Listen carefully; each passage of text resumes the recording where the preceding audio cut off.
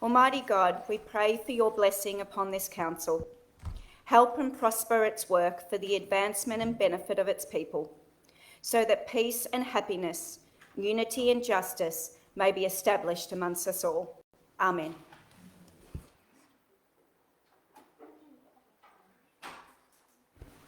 Manningham Council acknowledges the Wurundjeri Woiwurrung people as the traditional owners of the land and waterways now known as Manningham. Council pays respects to elders past, present and emerging, and values the ongoing contribution to enrich and appreciate the cultural heritage of Manningham. Council acknowledges and respects Australia's First People as the traditional owners of the land and waterways across country and encourages reconciliation between all. Manningham Council also values the contributions made to Manningham over the years by people of diverse backgrounds and cultures. I welcome all members of the public who have joined us in person and online to observe tonight's meeting. I would like to advise that tonight's meeting is also audio and video recorded. All care will be taken to maintain your privacy. However, as a visitor in the public gallery, your presence may be recorded. By remaining in the gallery, it is assumed your consent is given in event that your voice and/or image is broadcast by Council. Audio will also be projected outside into the foyer area. Council meetings are conducted in accordance with our governance rules. I will introduce each item of business as listed on the agenda, calling it by number and then by reading the title. I will then call for a mover and seconder of the motion on the item before opening any debate. Once councillors are able to join the debate, only councillors are able to join the debate on an item. Councillors may adopt the officer's recommendation in the report or propose amendments and supplementary motions. I would like to draw your attention to item 7 on tonight's agenda, public question time, which provides people with the opportunity to ask questions of Council.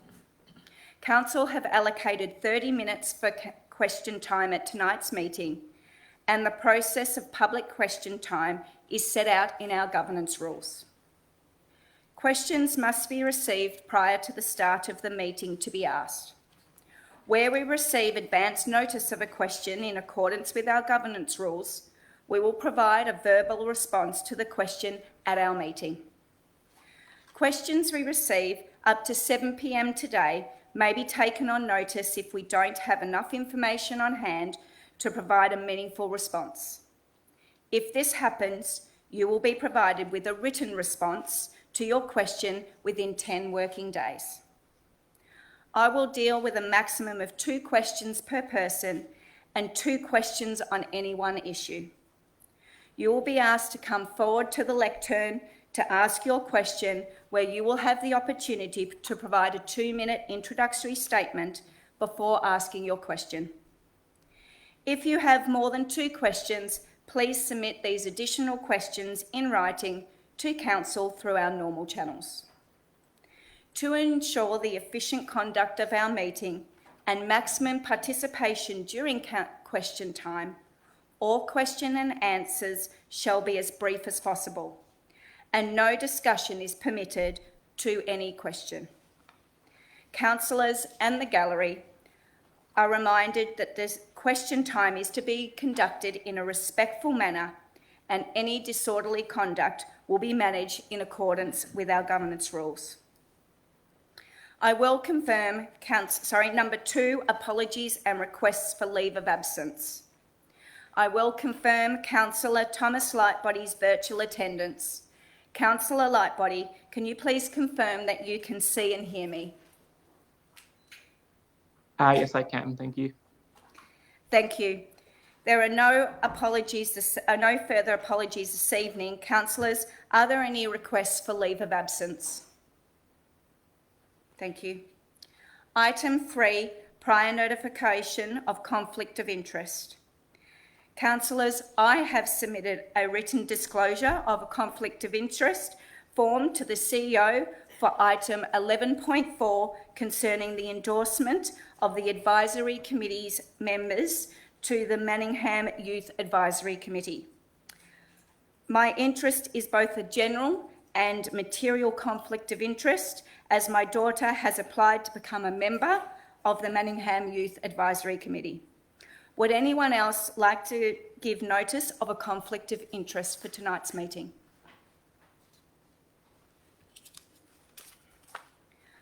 Item 4, confirmation of minutes. Do I have a mover? Thank you, Councillor Chen. Do I have a seconder? Sorry, yes. can you just... Sorry, Councillor Chen. I move that the minutes of the council meeting held on 28th November 2023 be confirmed. Thank you, Councillor Chen. Do I have a seconder? Thank you, Councillor Connellan. Councillor Chen, did you want to speak to the motion? Councillor Conlon, did you want to speak to the motion? Councillors, if there's no further speakers, I will put the motion to a vote.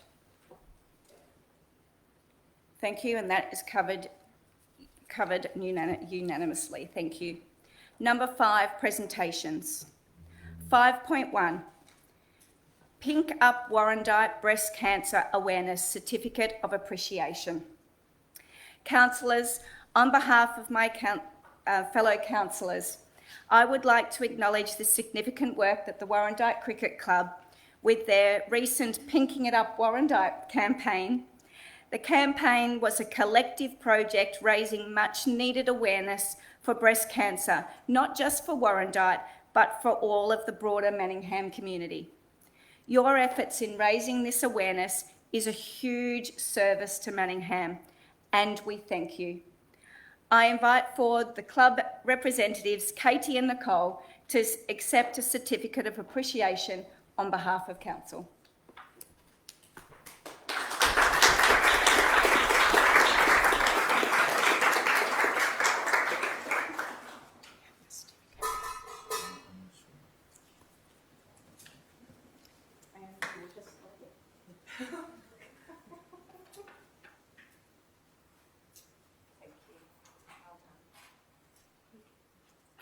We did pink it up. We did pink it up.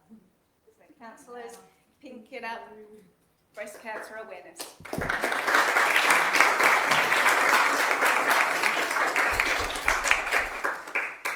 Well done. Thank you.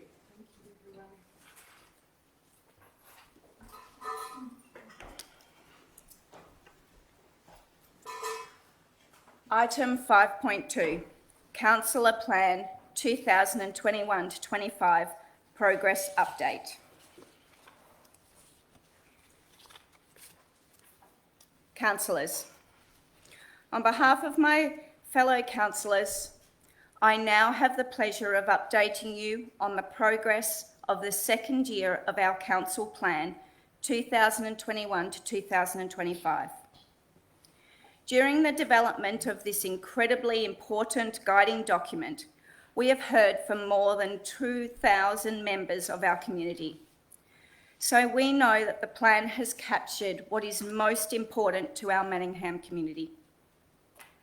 A range of information has been considered and analysed from our integral community panel, who have provided council with recommendations and our community vision. I am pleased to read our community vision. Manningham is a peaceful, inclusive and safe community. We celebrate life and its diverse culture, wildlife and natural environment. We are resilient and value sustainable and healthy living, a sense of belonging and respect for one another.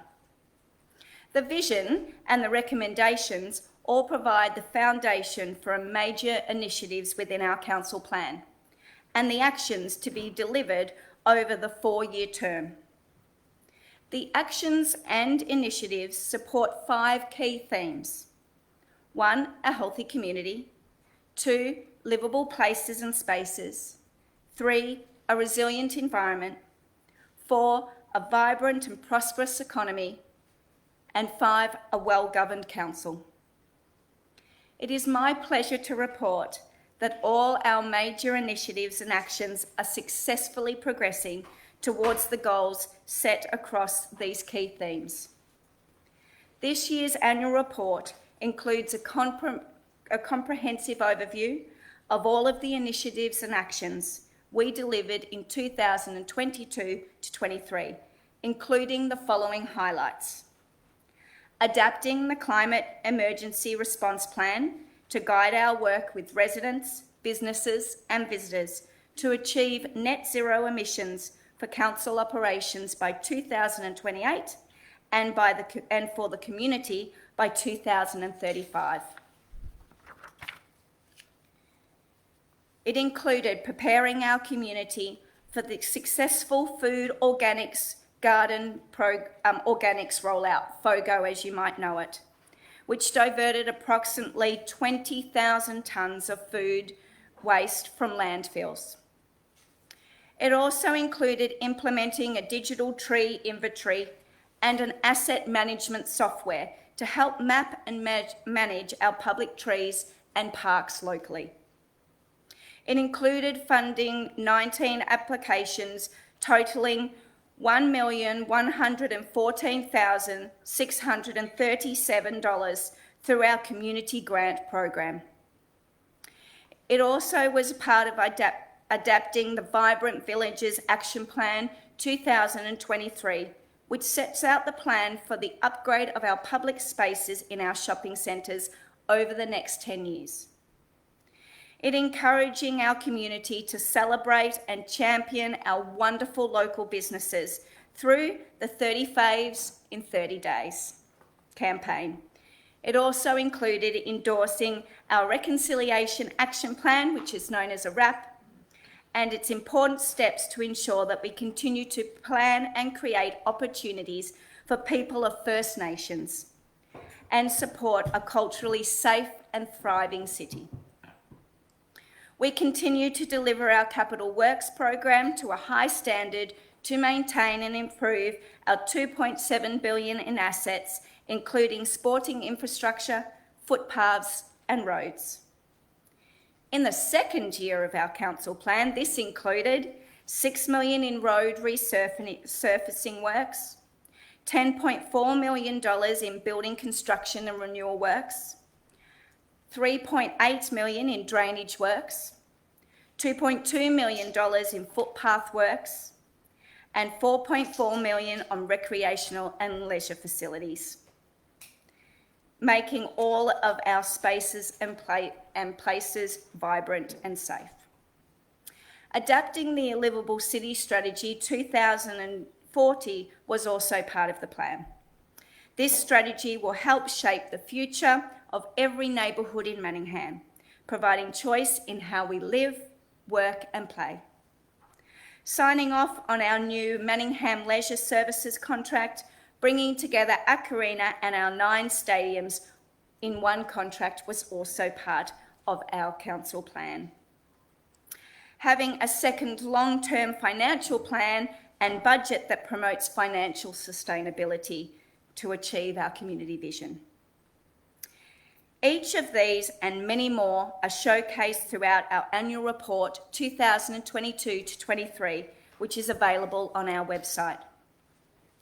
When you have a moment, please take the time to read in more detail how we are progressing and delivering our council plan for 2021 to 2025.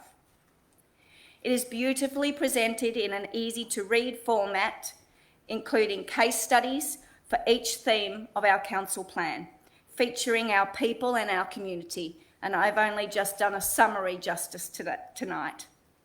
You will also find more regular updates in our Manningham quarterly reports. We truly look forward to continuing to update you each year as we progress our councillor plan. Thank you.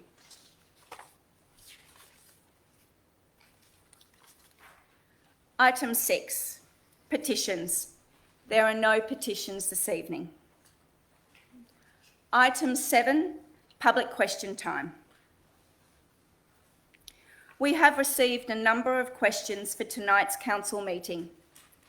Anyone submitting a question to the council will have the opportunity to read out their question or can choose to have their question read out by the CEO. Our first question is from Dot Haynes, OAM. Dot, would you like to come to the lectern? You have 2 minutes to make an introductory statement before asking your questions.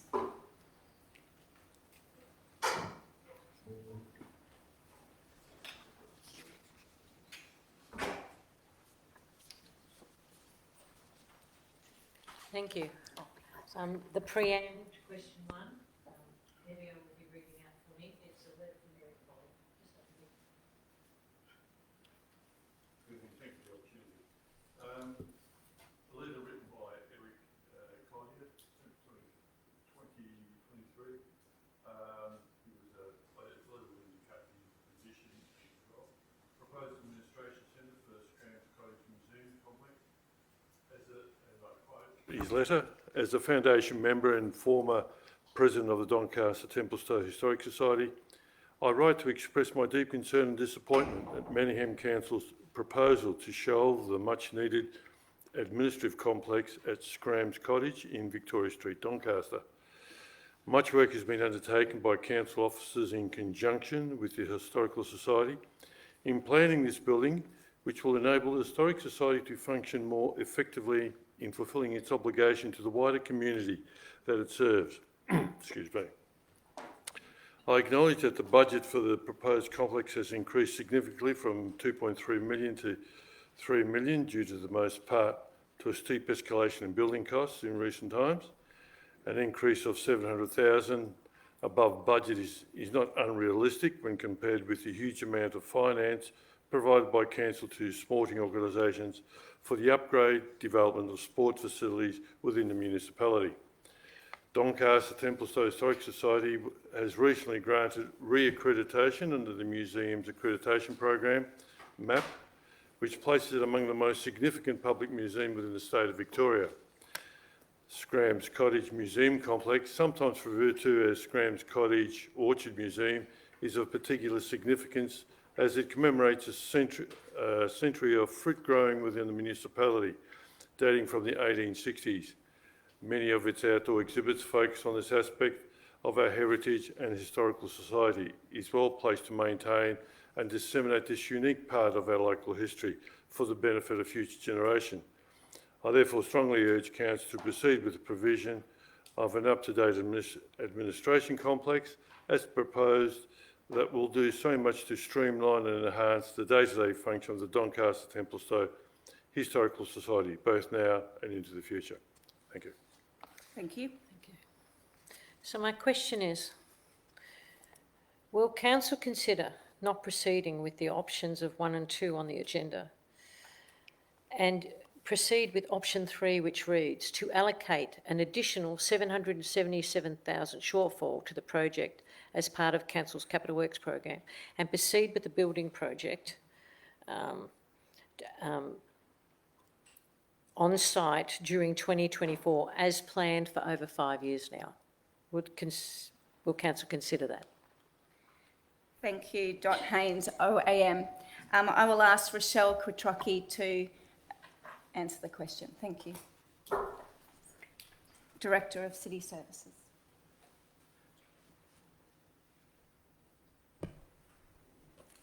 Thank you, Dot, for the question. And thank you for reading out Eric's letter. And if you're watching, Eric, thank you for the letter. I think you're maybe tuning in all the way from Adelaide, so thank you for joining us as well. The options available to the Council have been detailed within the report before them tonight, together with information that will inform a decision of the Council tonight. Any alternative motions to that are matters of consideration for individual councillors. The Council will consider the broader community needs, and we have met with the Society and will continue to do so. And all the information and different options that have been provided within the report have been through the discussions that we've had with the Society to support a decision of the Council tonight. Thank you. Thank you. Dot, a second question. a much shorter preamble, as promised. So, the Manningham Council Plan reads, our Council Plan 2021-2025 captures our strong focus on transparency and accountability for all we do, being a welcoming and inclusive city with opportunities and access to serve for our diverse community and First Nations people, serving our community, customers and community with empathy and consideration of individual needs. They're the first 3 dot points of the Council Plan. We are not being fooled here by the other political spin in the wording that gets worded within the reports of item number 12 before us tonight. The motion table before us tonight negates over 5 years of work by council officers, by professionals that have been hired by council and the amount of money that's been spent to do that, and also the community at large and the hours of work that the volunteers have put in to expand the society and bring it a new life. The community needs things done, not more reports, not more plans, not more signs. My question tonight to each councillor at this table, representing our community, is how does not building this much needed facility serve the community with empathy and consideration of individual needs? There's some letters from some MPs, and also there's a letter here by a lady in the gallery that everybody's already had, so I won't go into that. My question is, when this is clearly a wider community need, when will this building become a priority to this council? Thank you, Dot, for your question. I will respond on behalf of councillors since it was addressed to all councillors. So council will consider the broader community needs and all the information and options in the report that has been provided, and we will be looking at making a decision this evening. Thank you. Thank you. I'd also like to acknowledge your attendance as a former councillor here. So Dot Haynes, OAM, thank you for attending. Thank you for listening. Not a building on. Our next question is from Jeffrey Broome. Mr. Broome, would you like to come to the lectern? You have 2 minutes to make an introductory statement before asking your question.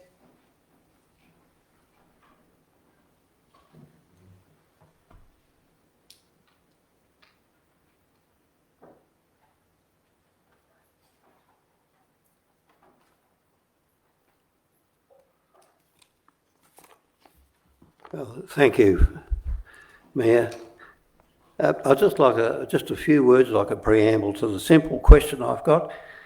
And I just want to say that it's taken 5 years to get from where we started to tonight. A long, hard 5 years. There's been much time and effort from both council and the society in trying to come to some agreement on this, and it's a much needed improvement we need for the facility. It is a community facility and it needs upgrading, not only for the public itself, but also for the volunteers who are dedicated people who give their time free of charge to maintain the museum on behalf of the council.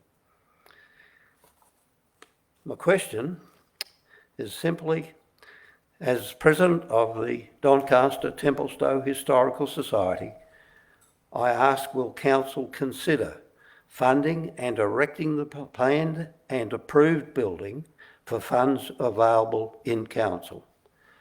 The cost will increase the longer we take. Thank you. Thank you, Jeff, for your question. I will ask Director of City Services, Rochelle Kutrocki, to respond to your question.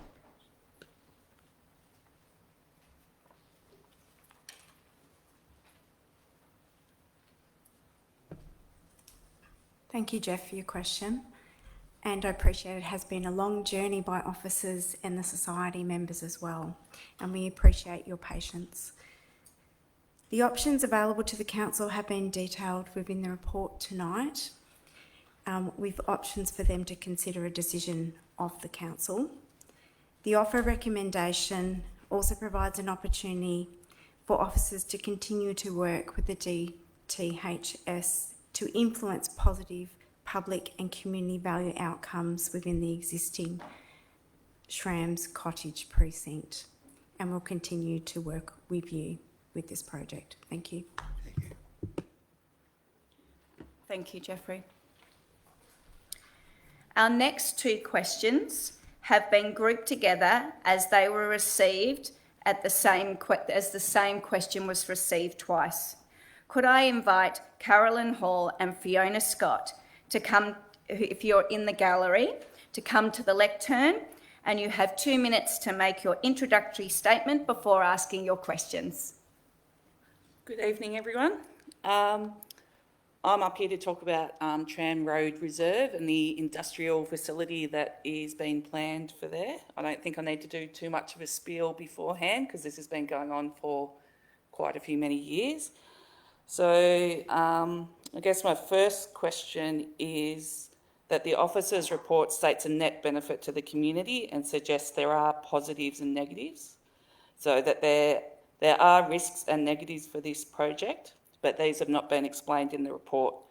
So the council officer's report recommends approving this sewage plant in Tram Road Reserve, but why does Manningham City Council think it's appropriate to place an industrial facility with 4 times by 5.4 metre emission stacks, 40 metres from households with no buffer zone?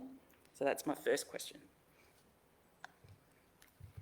Thank you. I will ask our Acting Director of City Planning to answer your question, Andrew McMaster.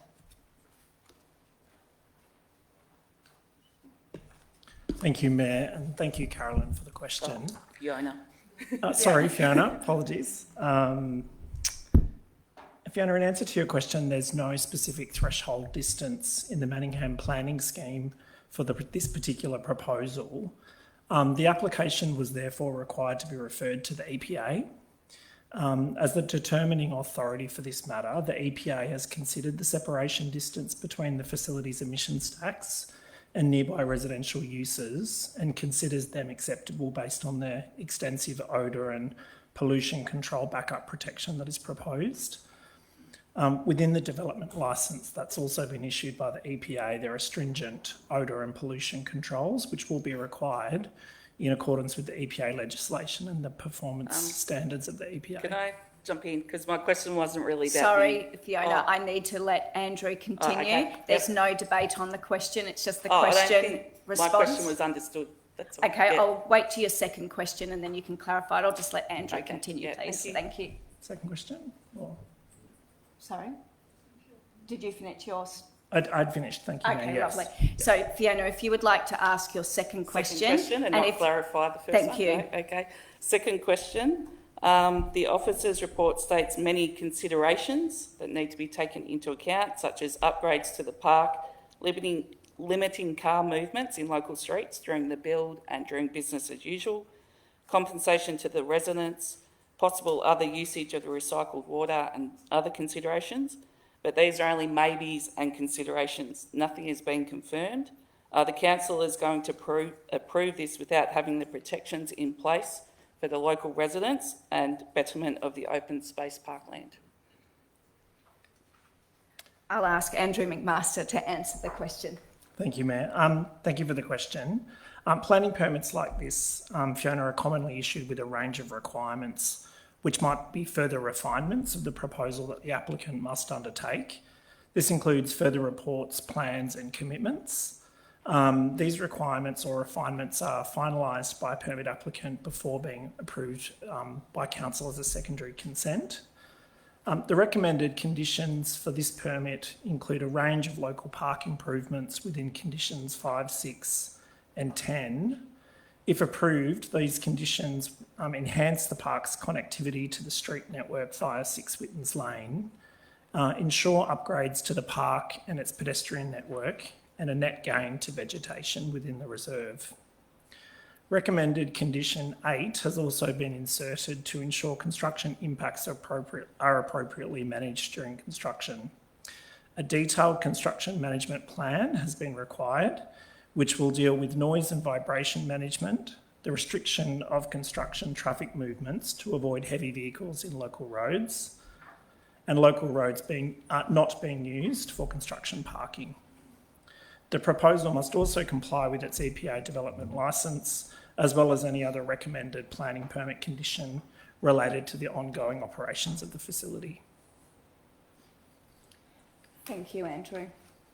Can I clarify my first question? Yeah, what was your first It was question? more that the councillor's report didn't actually clarify what the risks and problems were with the plant. So there wasn't actually anything in there. So how do councillors and the public know what those risks actually are? Thank you for clarification of your question. Thank you, Fiona. Our next questions are from Gary Signet. Gary, would you like to come to the lectern? You have 2 minutes to make an introductory statement before asking your questions. Thanks, Gary. Thank you very much. Okay. We truly live in a lucky country. In the mid-1970s and 80s, I went behind the Iron Curtain to East Berlin and Budapest. I'll get to my point. And witnessed how my family lived with limited freedom under oppressive government rule. They lived under the words, let's quote Solzhenitsyn, they lie, we know they are lying, they know we know they are lying, etc. Fortunately in Australia, we can challenge our governments and we can take it to extremes within the law or be a little more passive. One example, in the new year, we're printing 50,000 shop bags. On the first print will be 50,000 with this on it not to narrow Macedon Road, to keep Macedon Square safe, to keep that narrative out there. I believe everyone here would believe that community safety is paramount, so you hopefully support this. We know the shoppers do. We will maintain the narrative, as we believe the council still has a long-term plan. Now down to my questions. What is the council's governance plan for the western side back lane in Macedon Square now that residential townhouses will have their garages opening out to the laneway, i.e. who will have right of way? Will forklifts be able to operate there? How will grease traps be able to be emptied when a truck has to stop for up to 20 minutes blocking the laneway? There's a recycling centre now at the back of one of the shops, so that in conjunction with Visi, approximately 20-30 trucks and vans deliver there each day, often blocking the laneway. So this is going to be chaotic. Second question, I've requested many occasions for our councillors to organise a meeting so we can see the scope of the council's maintenance work. Will you organise this, please? Thank you very much.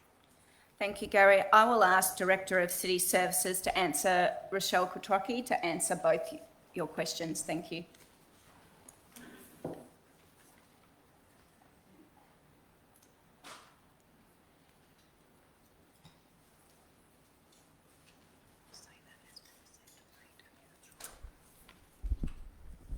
Thank you, Gary, for your question. In relation to question 1, the laneway is a public road. Any adjoining land holdings have right to gain access and use the laneway. As such, the laneway may be used by any member of the public, including residents and traders. We anticipate the existing arrangements for loading, unloading and other activities in the laneway would not change with any development that would be abutting the laneway. We have therefore no reason to anticipate that businesses and residents cannot coexist, operate safely, provide access for other users and maintain amenity for the benefit of the surrounding community. We would continue to monitor activity and if there's any issues that are raised directly with us to follow up and investigate further. In relation to question 2, Council continues to undertake maintenance works at Macedon Square to improve the safety for all users of the centre. And to date, we have installed safety bollards and undertaken pavement works vegetation removal and replacement of damaged curbing. These works have been communicated to residents and traders prior to the works being scheduled and commencing. Individual needs of businesses have been accommodated throughout the works. Council will continue with the maintenance work at Macedon Square in early 2024. There will be a shutdown period over the busy retail period over Christmas, New Year. However, the works will commence again early in the new year, and that will involve the continuation of maintenance works to include curb work, paver replacement, asphalting and line marking. Council is currently finalising this scope, and there will be a further update provided to residents and traders early in 2024. Thank you for your question. Thank you, Rochelle. Councillors, we've had a later question, so I will ask, is Giardi in the gallery? So if you would like to come to the lectern to ask your questions. You have 2 minutes to make an introductory statement before you ask your questions. This concerns the plant, and there's two questions I'm asking. Is the first one, the odour from that plant, if it is ever going to get built, I hope not, where's it going? Is it going to be contained in the place itself, or is it going up through a tube, up into the air for everyone to breathe? That's one question. All right. The other question is, the filtering system that they will produce there is going to have a lot of rubbish left over. Are they going to cart that away, and how often will they be carting that away, with trucks going up and down? Or what else are they going to do with it? You know. Thank you, Giardi, for your question. I will ask Andrew McMaster to respond to your questions. Thank you. Thank you, Mayor, and thank you, Gennady, for your question. Apologies if I didn't get that pronunciation correct.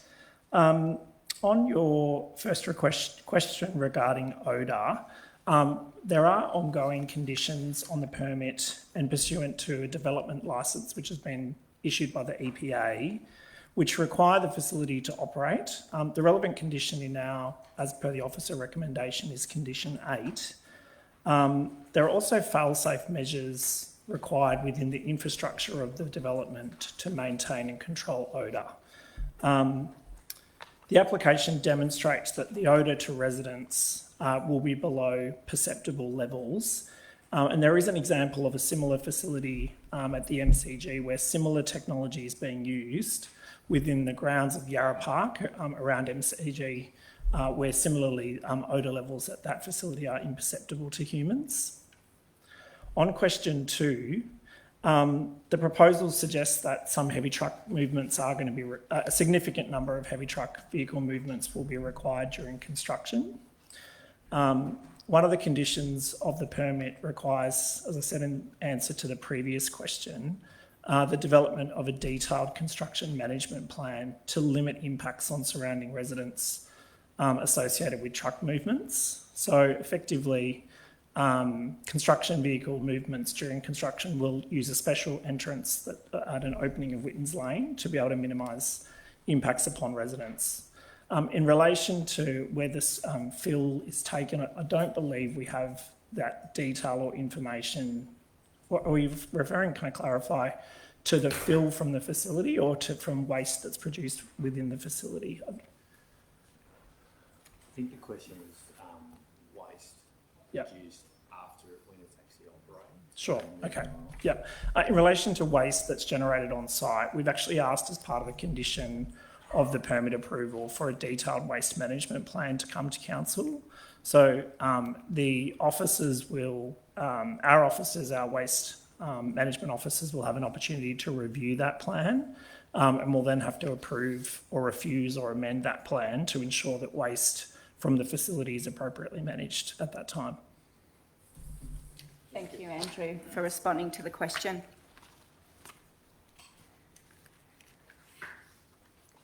Number 8, admission of urgent business. There is a proposed urgent business item. In order to admit a proposed urgent business item, Council will need to resolve as follows. Councillors, do I have a mover for the motion? Thank you, Councillor Connellan. I'd like to move that Council admits for consideration the following urgent business report at item 16 of this meeting, item 16.1, documents for sealing. Do I have a seconder for the motion? I second the motion. Councillor Conlon, would you like to speak to the motion? Councillor Mayne, would you like to speak to the motion? Councillors, would anyone else like to speak to the motion? If there's no other speakers, I'll put that to a vote. Thank you, that's carried unanimously. Item point 9, planning permit applications. Item 9.1, planning application PLN 22/0109 at Tram Road Reserve near the rear of 2 to 18 Tram Road, 6 Wittens Lane and 22 Grange Park Avenue, Doncaster. 32 Grange Park Avenue, Doncaster, for the use and the development of the land for a utility installation, waste water recycling facility. Do I have a mover for the motion? So moved, Madam Mayor. Thank you, Councillor Stephen Mayne. Do I have a seconder for the motion? Thank you, Councillor Kleinert. Councillor Mayne, would you like to speak to the motion? Yes, thank you, Mayor. So this project has a very long history, which I think is worth briefly dwelling on. In, I think it was 2008, then Mayor Gough and Yarra Valley Water signed a memorandum of understanding for the exploration of a potential waste water recycling facility. In 2010, the state government, through Yarra Valley Water, then required that all permits for high-rise developments on Doncaster Hill within the catchment of a potential facility, that they get plumbed in a third pipe, a purple pipe. Council then, there was a permit proposal that came through in 2012 from Yarra Valley Water, and after a very strong reaction from the community, it was rejected at a council meeting, and Yarra Valley Water and the state government chose not to use their state powers, ministerial powers, just to ram it through, which is something they could always have done at any point over the last 12 years. There are very significant and important differences between that above-ground facility that was proposed and rejected in 2012 and the underground facility. The old facility was going to be 2,100 square metres, so quite a large site. This is only going to be 180 square metres above the ground, and a very large facility below the ground, 40 metres by 76 metres and 11 metres deep. But primarily it's now gone from a very large structure above ground to underground. There is a lot less loss of vegetation. There is better access to the site from the purchase of 6 Wittens Lane. And in terms of how we've communicated with the community and consulted, we've had 2 submitters meetings since this was submitted 16 months ago. We sent out 700 letters. There's been an enormous amount of engagement, and as you can see from the report, there are 14 pages of conditions, many of which have been mentioned by our Acting Planning Director Andrew McMaster in responding to some of those questions. So I'm actually happy to support this proposal. I think when you look at the balance of it, there are very important sustainability benefits for thousands of residents who already have purchased homes recently constructed with the third pipe plumbed in. It would seem a bit strange, I would have thought, to require that this be put in with the obvious sustainability benefits and then not to actually build the facility that will recycle the water. This is quite a rare and pioneering proposal. The MCG site has been mentioned, but there's very few of these in metropolitan Melbourne, when they are actually quite common in other states and around the world. In terms of the final outcome, I think that the loss of vegetation will only be 3 trees this time, which I think is important. There will be improvements to the park, and I think it is worth considering that if you travel further along the Coonong Creek Reserve, and when you get down to Thompson's Road and the Eastern Freeway, the North East Link just came in and went bang took a huge park off us and built a giant concrete park and ride where the buses go through. Just a massive takeover of our park, all done in about 6 months.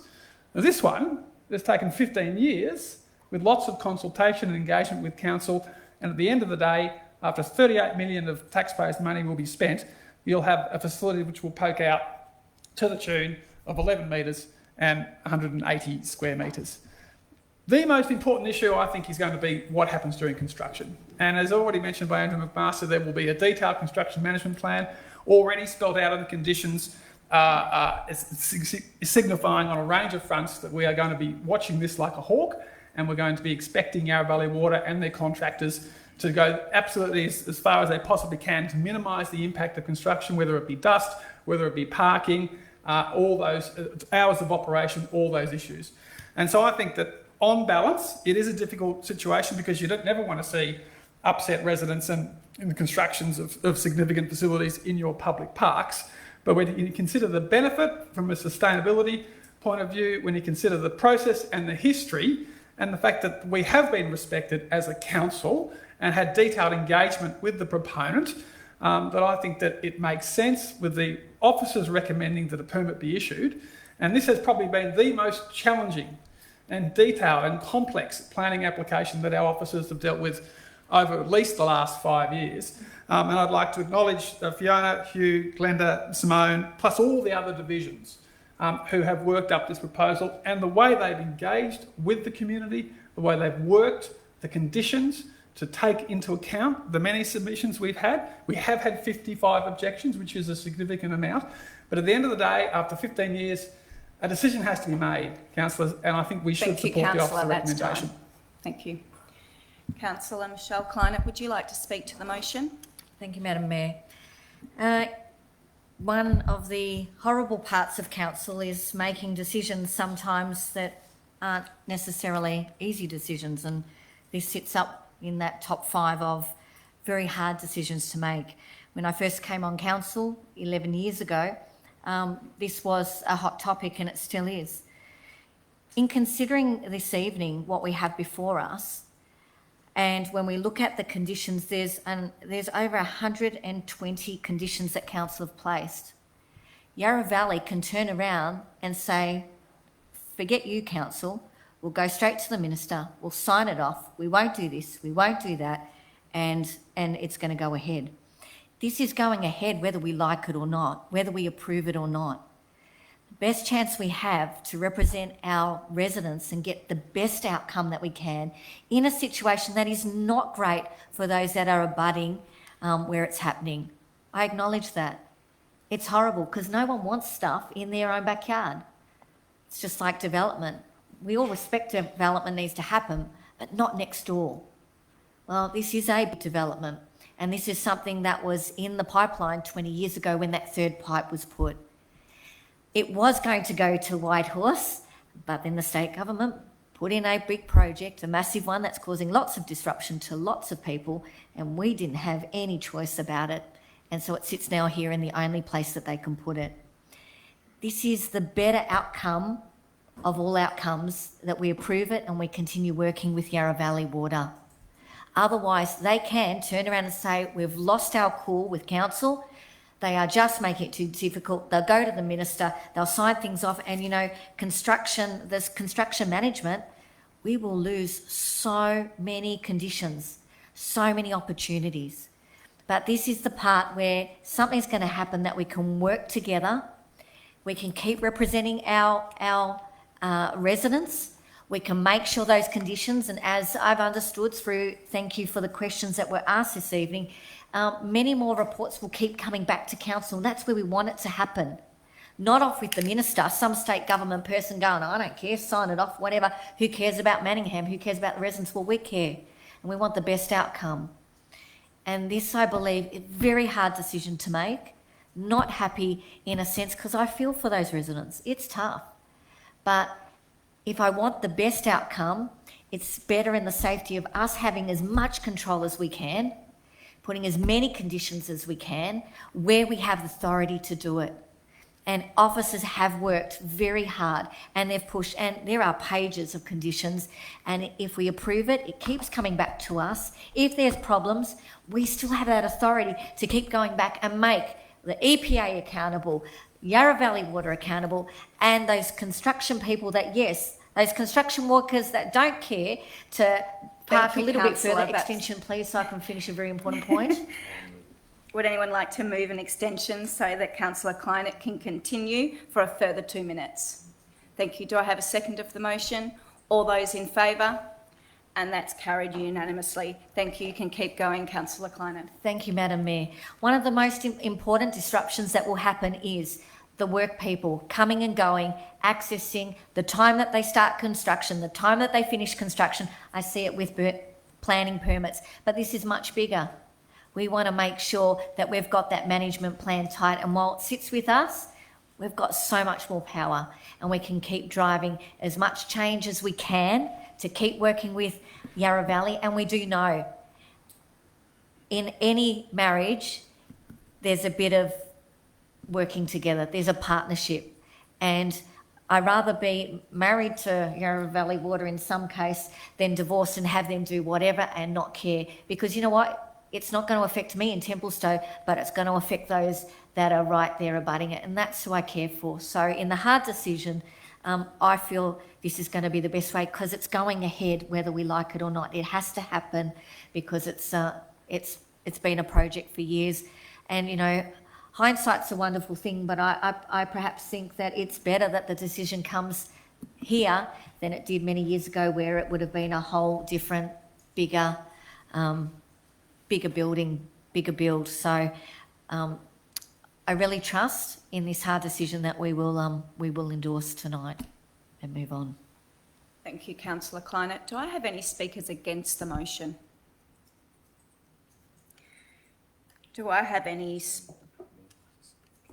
Yes, sorry, Councillor Chen. As Councillor Kleinert and Councillor Stephen Mann spoke again and again, this is a difficult decision. This is not an easy decision to make. But I really want to voice some concerns, and I think it is worthwhile to be heard about the concerns. And I hope that the state government and Yarra Valley Water will listen and perhaps improve in the future. Firstly, it is about the energy consumption. And I'm very mindful that Doncaster Hill is 120 meters above sea level. It's one of the highest points in the metropolitan area of Melbourne. Whilst the project plans to improve water conservation to support the growing population in Doncaster Hill, there are also need for energy-intensive water pumping, transportation, and treatment, which all have impact to our environment, climate change, and the residents' amenity. It's a project with a near $70 million price tag, cost-effective and sustainable measure. I'm yet to be convinced. My second question is about flood risk. Currently, the 1% AEP event is designated to as having an acceptable risk for planning purposes near everywhere in Australia. The location of the facility is partially affected by the flooding. Even it has been supported by Melbourne Water, there are often strong social and economic reasons for considering a higher standard than 1% AEP flood. Considering the increasing frequency and intensity of the extreme events, other developed countries have applied more stringent, I repeat, more stringent requirements such as 0.2 AEP or even 0.1 AEP. My final concern is about the potential health and Thank you, safety Councillor. That's time. May I ask for extension, please? No, that's okay, Councillor. And Sorry. I did count it, yes. Thank you. Thank you. And my last concern is the current planning scheme does not offer minimum threshold distance from residential uses. I have considered the proximity of the surrounding residential properties, creek, flood plans. Even with all the best intention in place, including adherence to EPA guidelines, issues can occur and are possible to put our residents and park users at risk. So based on those concerns, I simply cannot put my hands up to support the motion. Thank you. Thank you, Councillor Chen, and sorry for cutting you off there. Do I have any other speakers for the motion? Thank you, Councillor Deirdre Diamonte. Thank you, Madam Mayor. Madam Mayor, it wasn't too long ago that I remember I could only water my garden on an even-numbered day. And I remember we had to have shorter showers, and I even remember before that as a child, my mum and dad putting water restrictions on me. So we do know we have times of drought, and we will continue to do so. And this plant does provide our residents with greater certainty of water availability. However, I do recognise the environmental impact that building this facility will have on our reserve, and also the considerable amenity impact to our residents. So we're considering a permit in Tram Road Reserve, and it is a difficult position because we're balancing a good facility, in my view, in the wrong place. And I do have some concerns, and Councillor Anna Chen spoke to some of those concerns. I'm concerned about the risk of soil and water contamination, even through normal operations, and I note that in the plans there does include a spill containment area outside the building, which does indicate that accidental chemical leaks can occur during operation. Further to Councillor Chen's point around the proximity to the properties of 40 metres, we're often told about the MCG, but the MCG's facilities are further than 40 metres, but they're also, this facility is about 2.5 times the size of the MCG facility. So it's not a like-for-like comparison, and it does give rise to amenity impacts as well as risk of odour, notwithstanding the EPA's odour and pollution controls. I echo Councillor Chen's concerns around structural integrity and flood risk, given the site's vulnerability to flooding. I do think it does increase risk to the facility's integrity, which might sound silly given that it's being built by a water authority, and I know that they know flood risks better than any of us. And I'm also concerned about the location of the pipeline up to Doncaster Hill, which could result in further disruption to the residents, notwithstanding that it could be done using clever technology. But also, depending on the time of the North East Link construction and the route, this disruption could be multiplied. And finally, echoing what the other councils have said around safety on Whiddens Lane and Grange Park Avenue, parking of tradies, trucks navigating these very tight local streets. And I really appreciate the work and conditions around the construction management plan, but for me that's very dangerous. So, and then post-project park rehabilitation is so important. So there are all these concerns that I have. And thank you, Councillor. That's time. Councillor, would anyone like to move an extension for Councillor Diamonte to continue for a further 2 minutes? Thank you. Do I have a seconder for the motion? All those in favour of the motion? And that's carried unanimously. You have a further 2 minutes. Thank you, Councillor. Councillors. I'm about to finish. So I was going to say I have these concerns. I would like that our officers could work closer with Yarra Valley Water in addressing these concerns.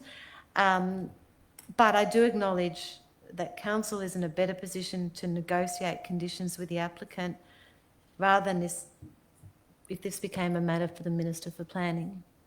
And so, or VCAT. So that is my overriding concern, that notwithstanding all of those issues and all of those risks, we're in a better position to manage them than some of these other authorities. So as difficult as it is, on this note, I do support the application. Thank you, Councillor Diamonte. Do I have any other speakers to the motion? Thank you, Councillor Laura Mayne. Thank you, Mayor. I'll be brief because a lot has been covered already. I'd first just like to thank the community for their advocacy, getting this project from an above-ground project 10 years ago to the underground proposal that it is today. I think it's definitely a better outcome. As we've mentioned, this definitely isn't the location that we would have preferred. I think it's disappointing it wasn't built under Tullamore Estate. I think it's became quickly obvious that we couldn't collaborate with North East Link. And the obvious drawback of this location is the proximity to our nearby residents. That being said, there are the positive sustainability outcomes, and I do find it really heartening to think that when the next inevitable drought does come to Manningham, our Manningham parks, and more importantly, Tram Road Reserve, will get to stay green and luscious for both the community today and all of our future generations. As it stands, my largest concern with the project is the construction, because as we all know, Whittons Lane and the other surrounding streets are already in strife. The council officers have been working incredibly hard to work up these thorough conditions in the permit to mitigate these risks. Some of the key ones was the access to by a tram road that large trucks have to use, and only large trucks can use, so they are not driving around those small Doncaster streets. And also the condition that I think is key, that all construction parking must be either on-site or off-site, and there will be no construction parking. If this permit is approved, there will be no construction parking in the streets, in the nearby streets, because there simply is no room. And if that is the case, council will be sending our officers down to restrict that as well. And if that's the case, please reach out to council. I'd also just like to apologise for the timing this has come to council. It really wasn't the goal that it would come around this busy Christmas period, I promise. In full transparency, it was supposed to come to council early in the year. However, with the extensive work that council officers had to do to create the lengthy and extensive conditions, it just ended up delaying it to come to this day. So overall, I love the conditions that are permitted. So sorry, Councillor Mayne, can I just ask those in the gallery to show councillors respect, just because they're trying to speak and there's other people speaking over councillors. So thank you for your questions before, but if I would like... Oh, sorry. Okay, perfect. Oh, thank you for letting me know that, and I will ask our councillors to speak up so that you can hear them.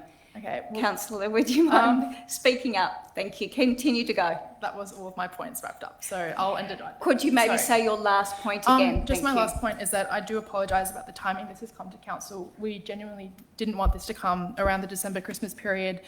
In full transparency, it was supposed to come to council earlier this year, but however, our council officers were working really hard to create the really lengthy and strenuous conditions that we've placed on this permit, and that ultimately just delayed it to December. That was never our intention. Thank you, that's all. Thank you, Councillor Mayne. Councillors, do I have any other speakers to the motion? Councillor Mayne, as the mover, would you like a right of reply to closing? Just a couple of brief points. I think I'd like to thank everyone for making some good points over the half hour tonight, including the community with questions from the floor. I think lots of good points have been made.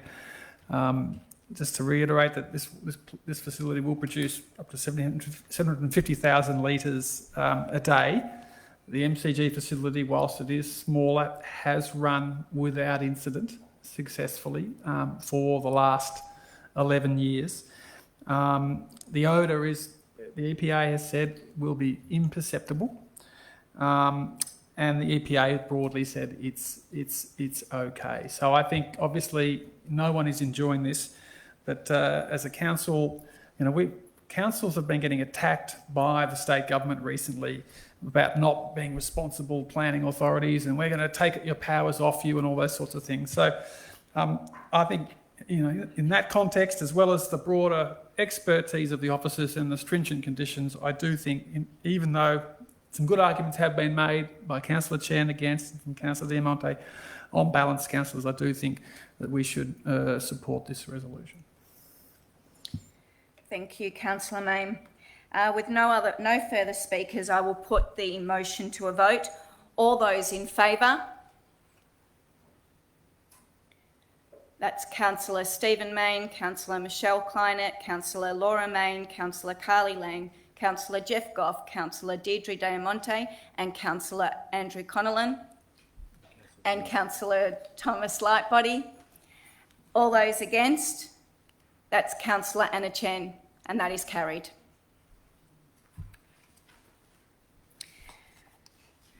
Procedural motion. Do I have a mover? Thank you, Councillor Chen. Thank you, Mayor. I move that the order of business be amended in accordance with Sub-Rule 25 of the Governance Rules to consider Item 12, City Services. Item 12.1, Scran's Visitor Centre, recommended next steps prior to Item 10, City Planning. Do I have a seconder for the motion? Thank you, Councillor Michelle Kleinert. Yep, so that's a procedural motion. I will put that to a vote. All those in favour? And that is carried unanimously.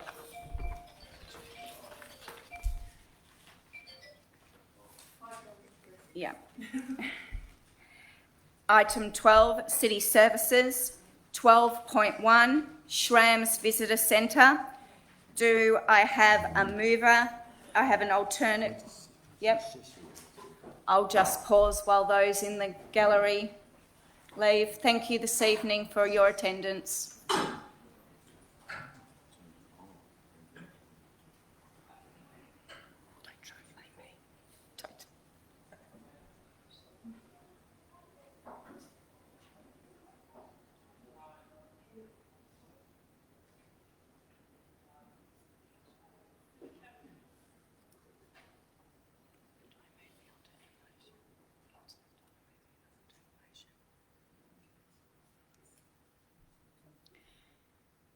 Thank you. Councillors, an alternate motion has been prepared. So if moved, that will be required to be read in full. Do I have a mover for the councillor's alternate motion? Thank you, Councillor Chen. Thank you, Mayor. I move that Council A, noting the construction of a new multi-purpose visitor centre building and upgrade the existing Strands Cottage precinct is the key thing identified in the Wardle Precinct Master Plan 2019 to establish the Wardle Precinct area as a regional recreation and tourism destination, focusing on the heritage of the former Wardle village in Doncaster. B, noting the tender process is complete and planning permit is obtained for the visitor center building. C, noting the increase in constructive costs since the onset of the pandemic, the budget allocation in 2020 could no longer reflect the real construction cost now. D, allocate a total budget of 3.55 million to complete the project, including external improvement works, tutor car park, and landscaping to cover the shortfall of $1.027 million to reflect the increase in the cost of construction over time.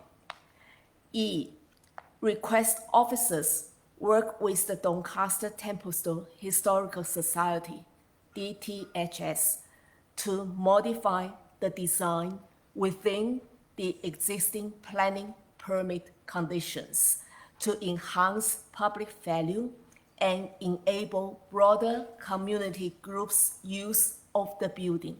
Thank you. Thank you, Councillor Chen. Do I have a seconder for the motion? Thank you, Councillor Jeff Goff. Councillor Chen, would you like to speak to the motion? Definitely, thank you. 5 years ago, Council endorsed the draft Wardle Precinct Master Plan to be released for public consultation. One of the key things is a new visitor centre for the Scran's Museum Complex, the only accredited museum in Manningham.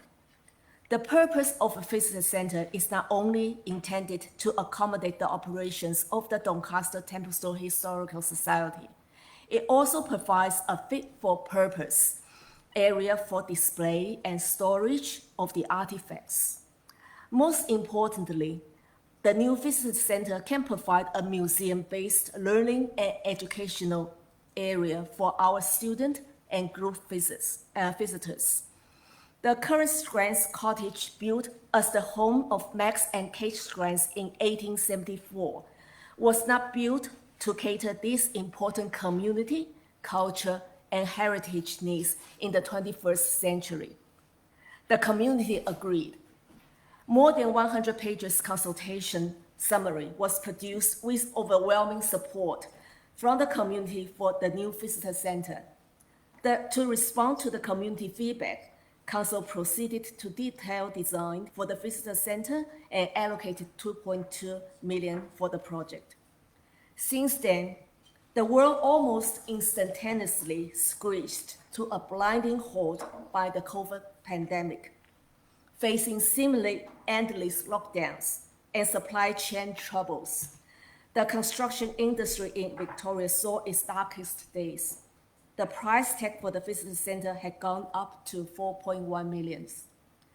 Council worked with the society to explore options for a reduced scope, and both parties worked collaboratively to deliver the project as part of the Wardour Precinct Master Plan. Planning permit was issued in August 2023, and tender closed on the 1st of November.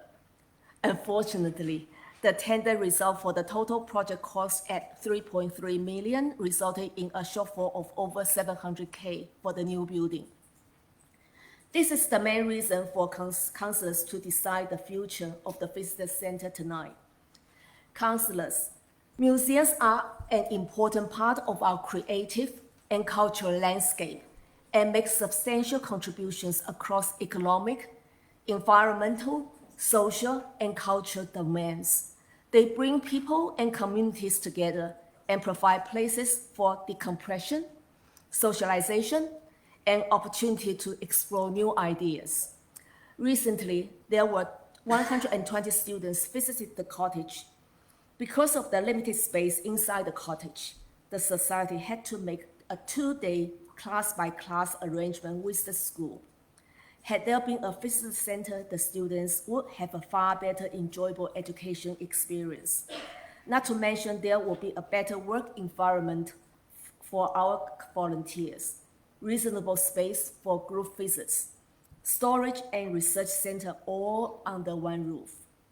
Councillors, this is not a project that divides the community and must be abandoned. On the contrary, this is a project which has received support from the community and unites the community. Council has been a new visitor center with the refurbished Scrange Cottage is a testimony to our community that we do care for our culture and heritage, and we are committed not only to preserve it, but to enhance it. There are also economic and tourism benefits from the project. So it has been a long journey, councillors, to have a new visitor center tendered and to refurbish the museum complex. Please consider all the benefits and community support and give your continued support to the project. Thank you. Thank you, Councillor Chen. Councillor Goff, would you like to speak to the motion? Thank you, Madam Mayor, and thank you, Councillor Chen, for your comments on this particular issue. I'm standing here because I really do want to see something happen within my lifetime in something happening on this site. You know, it's 5 years since we had this program. Gee, there we go. Is it better? Use your loud voice, you teacher voice. It's been 5 years here, but you know, we've been considering what we're going to do with that site and improving it for even more than those years. The Historical Society has kept something going that has been important to the history of Manningham, especially Doncaster, and especially the orchards that were all of that surrounding area, as I can recall as a kid, but also that particular area up there when I was a child, the Schramm's cottage that was basically where MC Square is now, was in Doncaster Road, and it was unique enough at that stage to actually be pulled down brick by brick, rock by rock, and rebuilt up on the site of the old Lutheran church, the first Lutheran church. The one in Victoria Street is the second, the first Lutheran church on top of that hill. I do recall there were a number of pine trees at the time that were taken down for that. But it was an important heritage building within our area, and it became a hub for historical society, and they have been for many years preserving a lot of that past and having it for us on exhibition. Unfortunately, even the stuff that they've got on exhibition and their outdoor machinery and furniture probably isn't the best location for that either because of the environment. And yes, museums do need to take care of their contents. They've got quite a number of other bits of contents that do need taking care of for the future. And that's why it's important that we do support an organisation that's kept our major tourist, one of our major tourist things, I suppose you could say the township of Warrandyte. You could talk about, yeah, I suppose that's about it, isn't it, really? If you're a shopper at Westfield, Heidi Gallery, there's the other major one in Manningham. But Shram's Cottage and this whole Waldo precinct is an important historical precinct. And what we can do here as council to actually accommodate this and improve it and into the future, improve the representation of our history, I think is money well spent. I do agree with the fact that... Councillor, that is time. I'll ask for an extension if someone will give it to me. Thank you. Would anyone like to move that Councillor Goss gets an extension to continue for a further 2 minutes? Thank you, Councillor Kleinert. Would anyone like to second the motion? Thank you, Councillor Laurie Main. Councillor Jeff Goff, you have... all those in favour? Thank you. That's carried unanimously. Councillor Goff, you have a further 2 minutes. Thank you very much. You know, it is important, I suppose, as a society that we do have places to be able to preserve and recall the past. And I suppose it celebrates what this place of Manningham or Doncaster and Templestowe at the time, or Doncaster especially at the time, was like. And in the photographs and whatever, it was a full orchard community. And it was a farming community, and it has disappeared. It disappeared in the late 60s, early 70s with the development of all of those quarter-acre blocks and houses that came throughout the area. But we do need to preserve our historical past, make notes on it, and sort of celebrate our past in this. We're very proud of the past in Manningham, and be able to have those facilities around.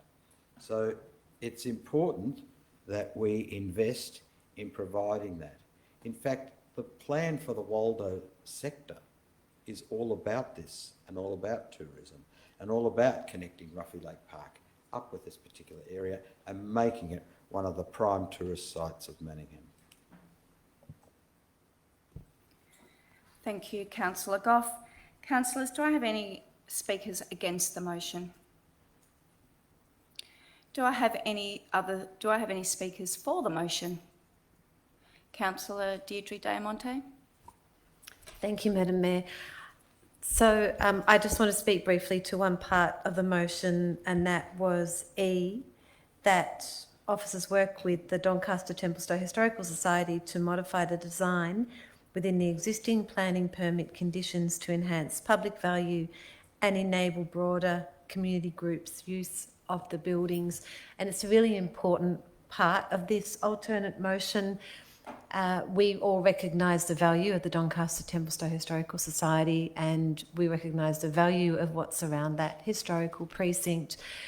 And we also need to be mindful of getting the best value out of our investments. And I consider it a win-win that we build a lovely facility that creates administrative space and a visitors centre, but it also provides much needed space for other community groups to use it when it's not in use by the Historical Society. And one of the benefits I see also is it brings other community groups closer to that Historical Society, and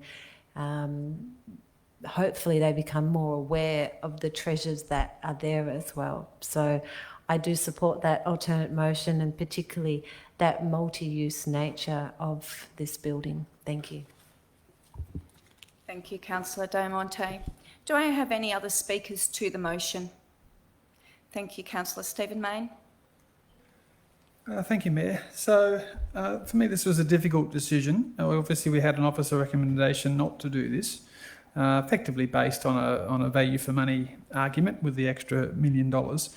But in deciding to support this, I cite to councillors that we were planning to spend, for instance, $3.5 million on Macedon Square, and we decided not to do that, and we'll now be spending about $600,000. So in a $55 million a year capital works budget, there will be overs and there will be unders. And in the broad context of over a 4-year council term of $220 million capital works budget, this $3.5 million spend will be 1.6%. And it's not going to lumber us with a massive ongoing long-term cost. It will be a one-off capital works investment, adding to other new buildings that we've built in this term, such as a new pavilion at Trams Oval No. 2, a new pavilion at nearby Reichicks Reserve. If you think about the two jewels in the crown in Manningham from a property precinct point of view that we own, you have this precinct here, which we value in our annual report at over $100 million, and then you have the Ruffy Lake Park Reichicks precinct, which is 130 million, which is sort of up there with this. They are the two big jewels. So investing in these jewels with new facilities, I think, is a sensible thing. This location is actually in the heart of Manningham, centrally located. The Warrandyte Museum deals with a lot of the goldfield stuff. This deals with a lot of the orcharding type history. I think it's also relevant that we're doing a heritage planning review next year, and we're going to do a detailed study that might at some point lead to a planning scheme amendment in terms of heritage. And I think this proposal actually almost sits alongside that as council leaning in on history and heritage, both from a capital works point of view and from a planning rules point of view. So I think personally there will be a case of build it and they will come. There is also the Scout facility up there, so it's not just going to be isolated. So there will be the hub on the hill element to it. And the more that we invest in the hub on the hill, the more people will go to it, the more different groups will use it. I'm very supportive of Councillor Diamante's comments about multiple community groups being able to use a brand new $3.5 million facility. It shouldn't just be locked up for a singular purpose for a singular group. So I think in light of all those things, including our strong financial position and the long history with this and the fact that we have invested hundreds of thousands of dollars, and initially there was a quote of more than $4 million for a sort of a brick building, whereas then we went for the modular lower construction cost, and then that blew out as well. So there's been many iterations and much history, and rather than defer it and keep debating about it, let's just do it. Thank you, Councillor, and that's time. Do I have any other speakers to the motion? If there are no further speakers, I will put the motion to... Oh, sorry, Councillor Chen, would you like a right of reply to the motion? Certainly, thank you, Madam Mayor. Councillors, the funding of the project was sourced from the Strategic Fund, as the project qualified as a major community infrastructure development. I have also sought advice from our finance team and was advised that the extra costs will not affect other projects in council. So I remember that there is a famous quote from Mark Twain: 20 years from now, you will be more disappointed by things you didn't do than by the ones you did. So councillors, if we do not support the project today, and we certainly will regret in the future. So I just ask your continued support for the alternative motion. Thank you. Thank you, Councillor Anna Chen. With no further speakers, I will ask all those in favour, and that is carried unanimously. Thank you, councillors.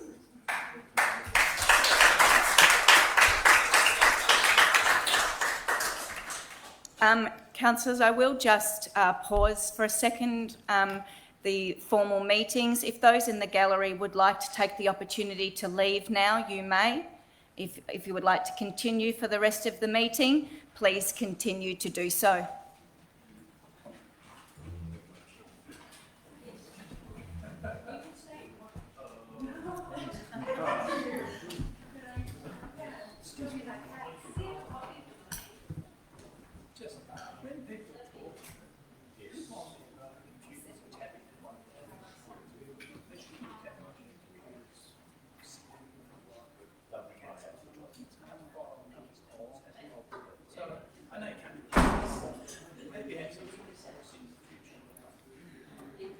Thank you to all those in the gallery. I will resume. If you would like to stay, feel free, but if you would like to go, you may go now.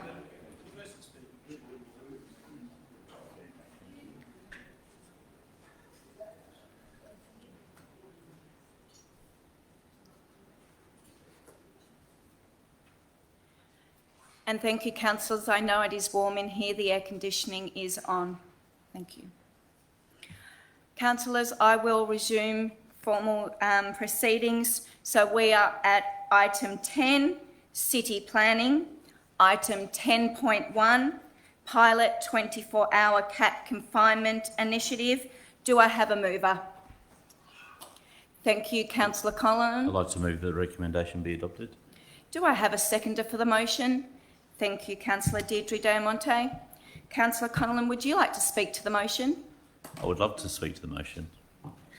As you recall, councillors, I think about in May or April or something last year, May, thank you, we approved the DAMP, the Domestic Animal Management Plan, and that included the consideration of a pilot cat, I'll better get the words right here, cat confinement initiative. So, and what that basically means is, and what we're talking about here is to vote on a pilot 24-hour cat confinement initiative, which will run from April next year until December of 2025, at which point it will be evaluated, and then we will be able to make a decision about making it a permanent addition.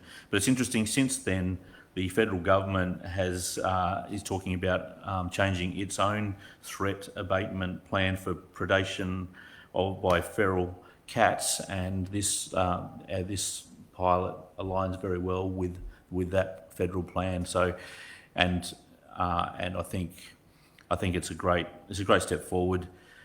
As I mentioned, we've converted from being outdoor cat people to indoor cats. I won't go into the analogy I made last time, but we've found it a great thing for us as people living with cats, and definitely for the welfare of our own cats. They've definitely survived longer than they would have out in the wild, I'm sure.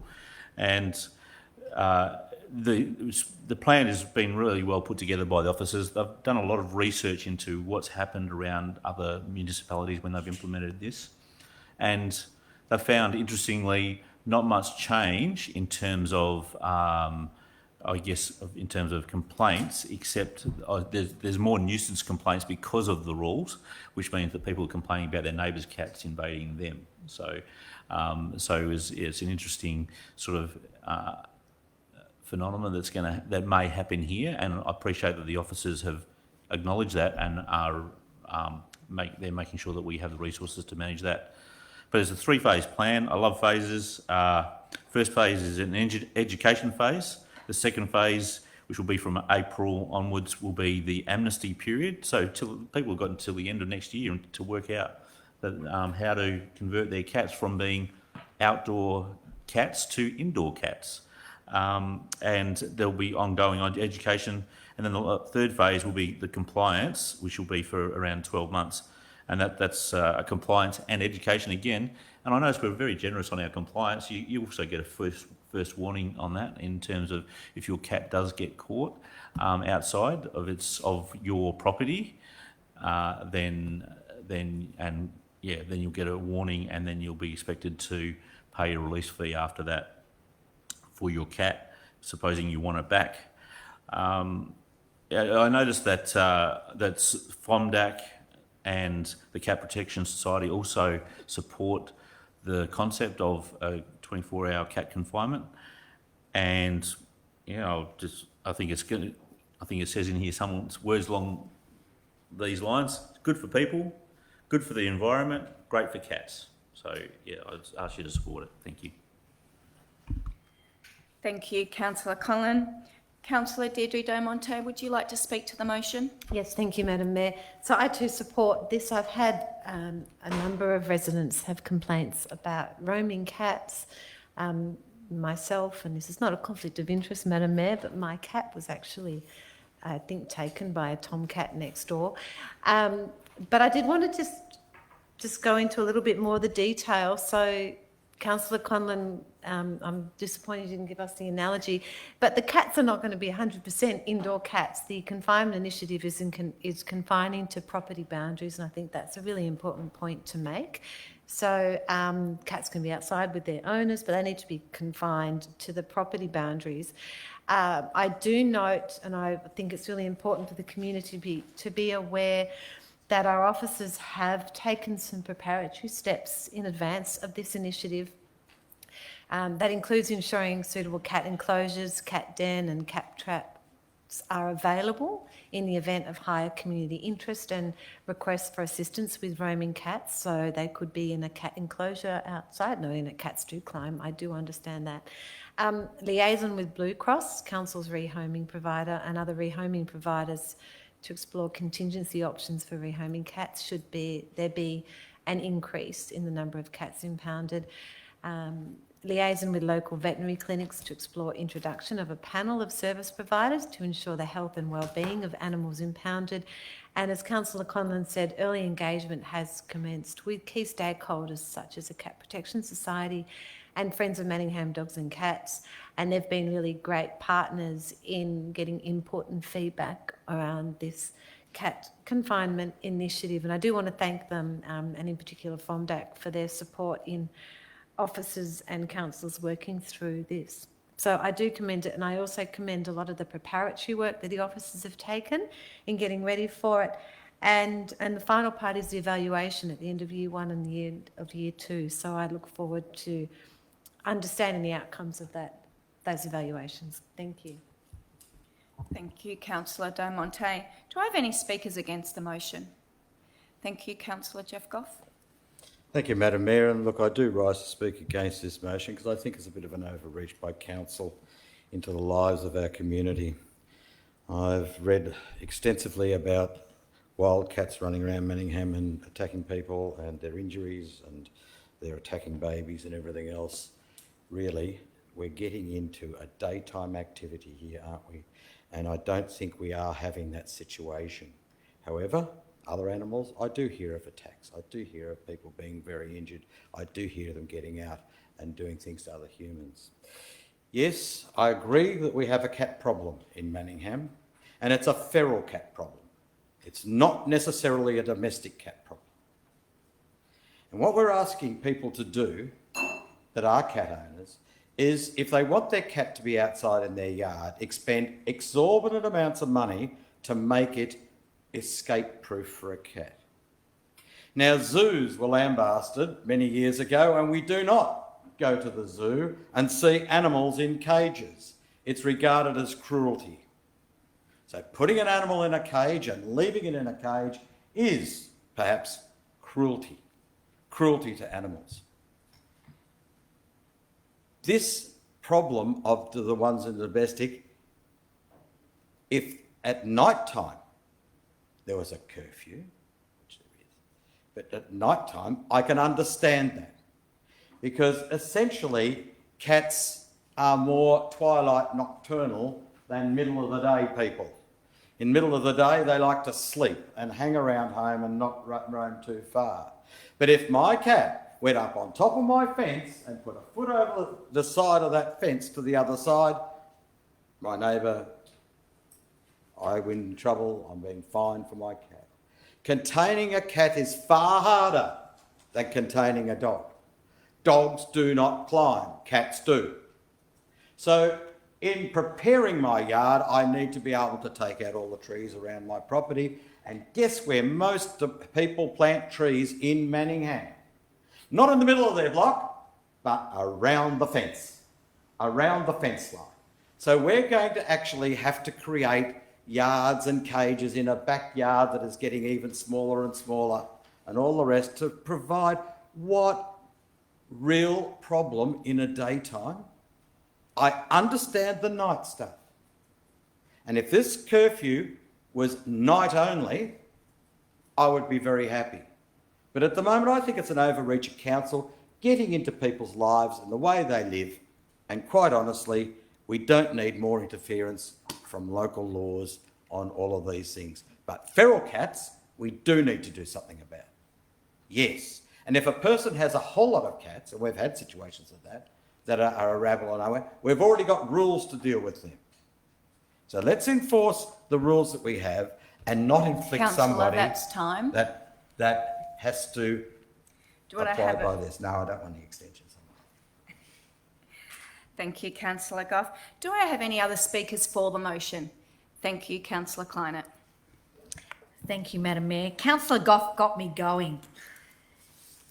You know, Councillor Conlon was a great example of educating his cats.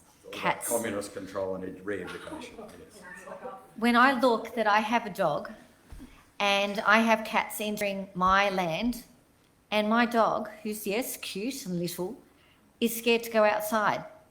And I struggle with that because, yes, I'm allergic to cats, so perhaps I've got a bit of a bias. But when we went out to consultation, and we have gone through this process, not fast, not slamming, you know, it down the residents' throats, we've gone down through a process. I see there's been more people saying, yes, I understand, and we'll work with council, we'll give it a go. I've seen very, very little complaints saying, just as Councillor Goff has said. Yes, I agree, feral cats are a problem, and there are many domestic cats that become feral because people don't look after them, and so the cats become unsocialised and then they become feral, and they are domestic cats. So, you know, it's capturing all of that. When I consider that an officer, and I won't name names, but shared that they have re-educated their cat and their cat lives within their boundaries. Probably their cat's scared of them, but who knows? But they're able to do it within their outdoor setting, that their cat doesn't jump and leave. They're in another municipality where the cat curfew exists, and it works. We're not the first council to do it. We won't be the last. And as Councillor Conlon said, this aligns with some state government changes. Quite bizarrely, we're working, we're in sync with some of the things that are proposed to come into effect. So that being said, again, this is a phase. I like the education bit. We could be hard nuts and just go bang, bang, bang, but no, we're educating. We'll do warnings. We'll work with our community, and the outcome will be safer. In closing, there are 56 species that are endangered in Manningham, and many of them are at the verge of being attacked by cats, including feral cats. So this can only be a good thing. Thank you. Thank you, Councillor Michelle Kleinert. Do I have any other speakers to the motion? Thank you, Councillor Stephen Mayne. We don't let the dogs roam, the goats, the horses. This is just treating cats the same as everyone else, every other animal. I don't see why cats should be so special and be given a licence just to do whatever they want, whenever they like. Dogs can't do that. So cats scratch, they kill wildlife. 58 endangered species, as Councillor Kleinert has said. So this is where the program is going. This is what the state government is telling us to do. This is what others have done. It'll save wildlife, it'll save cats, it'll lead to less feral cats. And there may be some modest investment in the odd cat run, but this idea that we're going to have 100 new officers in uniform chasing down people for their roaming cats is ridiculous. We can't even find enough people to hire parking inspectors to meet our car parking fine budgets, let alone the cat fine budget. So there will be sensible enforcement, as there always is, sensible implementation, a gradualist approach, and I think we should go with the professional advice on this and have equality in the treatment of various different animal species in Manningham. Thank you, Councillor Stephen Mayne. Are there any other speakers to the motion? Thank you, Councillor Anna Chen. I can't help but want to speak to the motion. And I still remember that last year in May, the council meeting, I voted against the 24-hour curfew, and just the reason that Councillor Goff mentioned about. But it is what it is, and until we refer the decision, and I think that the introduction of the 2-year phase education program and implementation program is a sensible approach, And I'm pleased, especially pleased to see the evaluation in December 2024 and again in December 2025. If there is any problem, there is a time we reverse our 2022 decision. But I'm very mindful about the registered cats. We have about more than 4,000 registered cats. It is easier to reach out and about to bring awareness of the pilot program. But my concern is that it is challenging to engage with owners who do not have their cat registered. And therefore, it is very important to ensure that our communication and engagement plan is practical and key message is easy to understand. For example, visual image cartoons are always more effective than written words because human brain, I checked the record, human brain processes visual content 60,000 times faster than text. So can officers please bring that message back and refine your message to the community. But I'm also very mindful that Manningham is a multicultural, diverse community. So we really need to work hard to reach out through various channels and media to our diverse community. So overall, I support the 2-year pilot initiative. It doesn't mean that I like the 24-hour curfew because I never believe that there is the one-size-fits-all approach for our unique combination of city and country lifestyles and environments for these particular projects. But I look forward to the 2 evaluations in 2025. Thank you. Thank you, Councillor Annie Chen. Do I have any further speakers to the motion? Would the mover like to close? Thank you, Mayor. Yes, just in regard to Councillor Goff's comments, and as has been pointed out by others, this will reduce feral cats. If feral cats is the issue, feral cats don't just appear out of nowhere, from Planet Feral. They actually start as Planet Domestic Cat and move on from there. So keeping them indoors is the way to gradually reduce feral cats. And obviously there has to be other measures to actually eliminate feral cats. But this is a good step in the right direction. Secondly, Councillor Goff mentioned, a nighttime curfew is a better way to go. We've already had that debate and made that decision, as Councillor Chen pointed out, last year. This is not a decision about the actual 24-hour or not. This is about the pilot plan.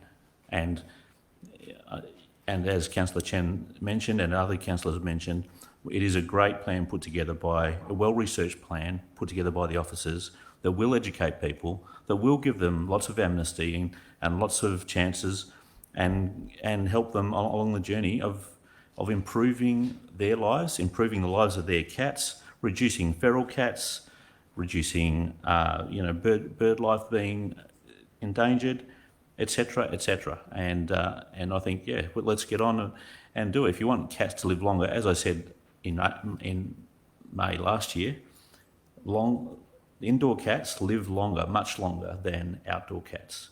And so if you want your cat to live longer, get it inside, enjoy the 24-hour curfew and make the most of your cats because they are beautiful animals.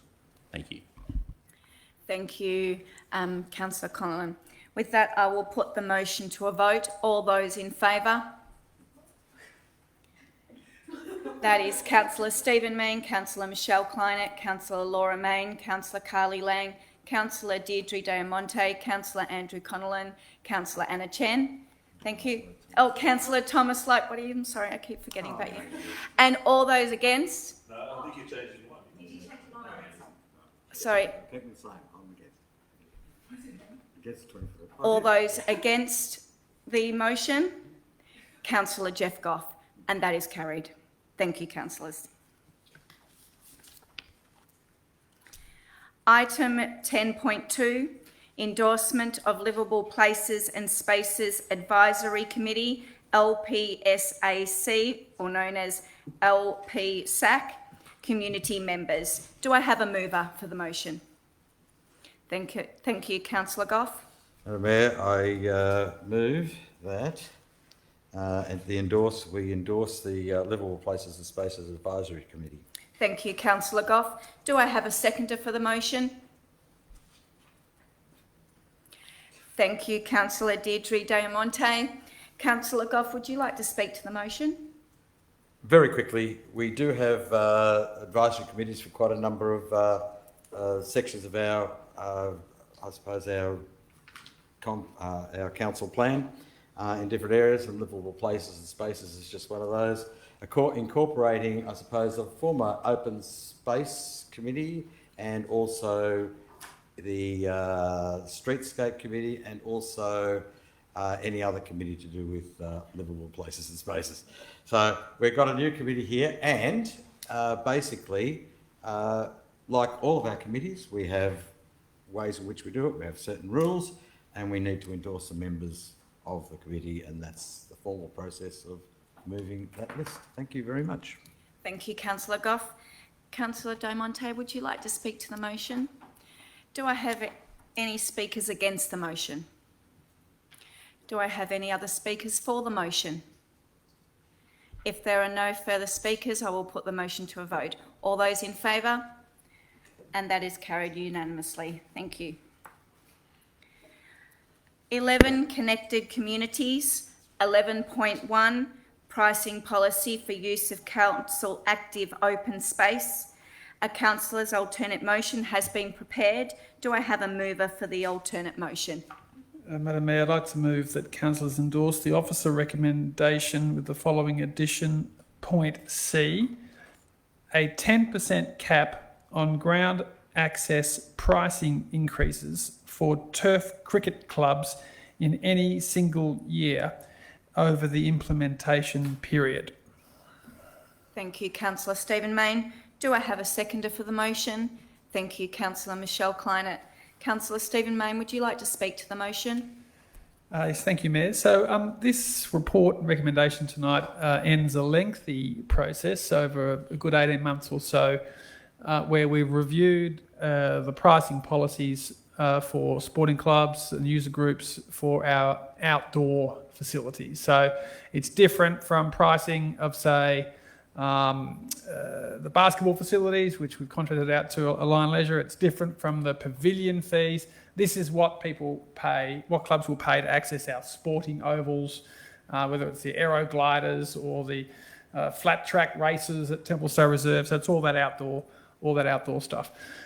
So it's a very thorough report. We've had very thorough consultation process. It's been through the Sport and Rec, or the Recreation and Sport Advisory Committee. We've had a survey. We've had forums for the sporting clubs. And in terms of what we went out with as a draft last year originally, there were some fairly significant changes. We initially proposed introducing some increases in charges for the tennis clubs, and then we, after consultation and feedback, we went back to the peppercorn model for tennis clubs, where they have a lease and they often look after most of the maintenance themselves. At the soccer club level, we have moved significantly, and this final report will lead to some material reductions in terms of the access to synthetic pitches. The report quotes a figure of a reduction of 47,000. I think this is particularly was a hot point at the new Petties Reserve facility, where I think Manningham United has got dozens and dozens of teams. I think they're into the Premier League next year, which will see increased use. But they were literally paying six figures on the hourly rate figure, and they were borrowing from the bank, and they were under financial pressure. So we have consulted and changed there. And in terms of the minor amendment that's been proposed at point C, the cohort which was going to get, or still will, get the largest increases in fees, and I quote from the report initially, say that 35% of user groups are actually going to get a cut in fees. 35% of user groups are only going to get an increase of less than $1,500 a year. And then the last 30%, in terms of who was getting the biggest increases, it was going to be the 4 turf cricket clubs on a sort of a cost recovery basis. It is quite expensive for council to maintain turf cricket pitches. So rather than an increase over 4 years from 28,000 to 64,000 for these volunteer-run cricket clubs, the amendment simply imposes a 10% cap on any increase in any year. So those clubs will probably all cop 10%, 10%, 10%, 10%, compounding. That'll be 46% over 4 years. So it's still going up a lot. But in an environment of cost of living pressure, and I quote from 4.1.4 in the report, quote, the impacts of cost of living and other financial pressures are acknowledged. The aim of the policy is to create equality, not unsustainable fee increases for user groups. So with this tweak, we just have a slightly lower level of increase for the particular cohort that was going to get the biggest increase overall. But overall, I'd like to thank Councillor Kleinert for seconding the amendment, thank the officers and all the sporting groups that contributed to the report. It's a very thorough piece of work. I think we provide great facilities for our sporting clubs who do a great job overall, and I think the balance that we've achieved in the final outcome is sensible for all considerations. Thank you, Councillor Stephen Mayne. Councillor Michelle Kleinert, would you like to speak to the motion? Thank you, Madam Mayor. Well said, Councillor Mayne, and I think the main point to this, and I...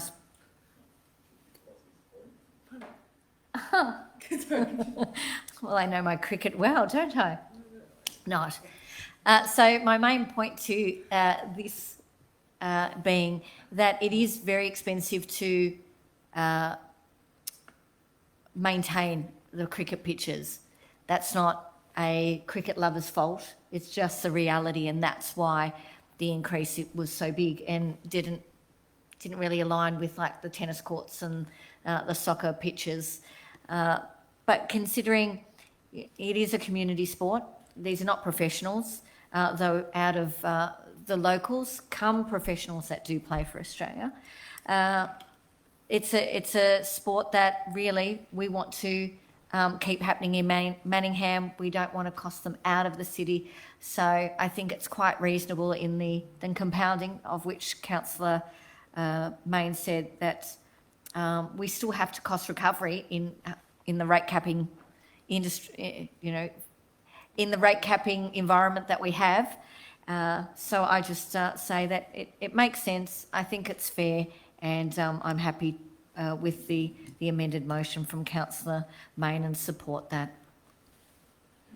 Do I have any speakers against the motion? Do I have any speakers for the motion? With no further speakers, I will put that to a vote. All those in favour? And that is carried unanimously.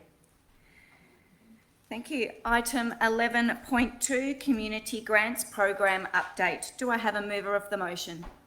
Thank you, Councillor Laura Mayne. I move that the recommendation be adopted. Thank you. Do I have a seconder for the motion? Thank you, Councillor De Monte. Councillor Mayne, would you like to speak to the motion? Yes, thank you, Madam Mayor. I'll be brief due to our big agenda.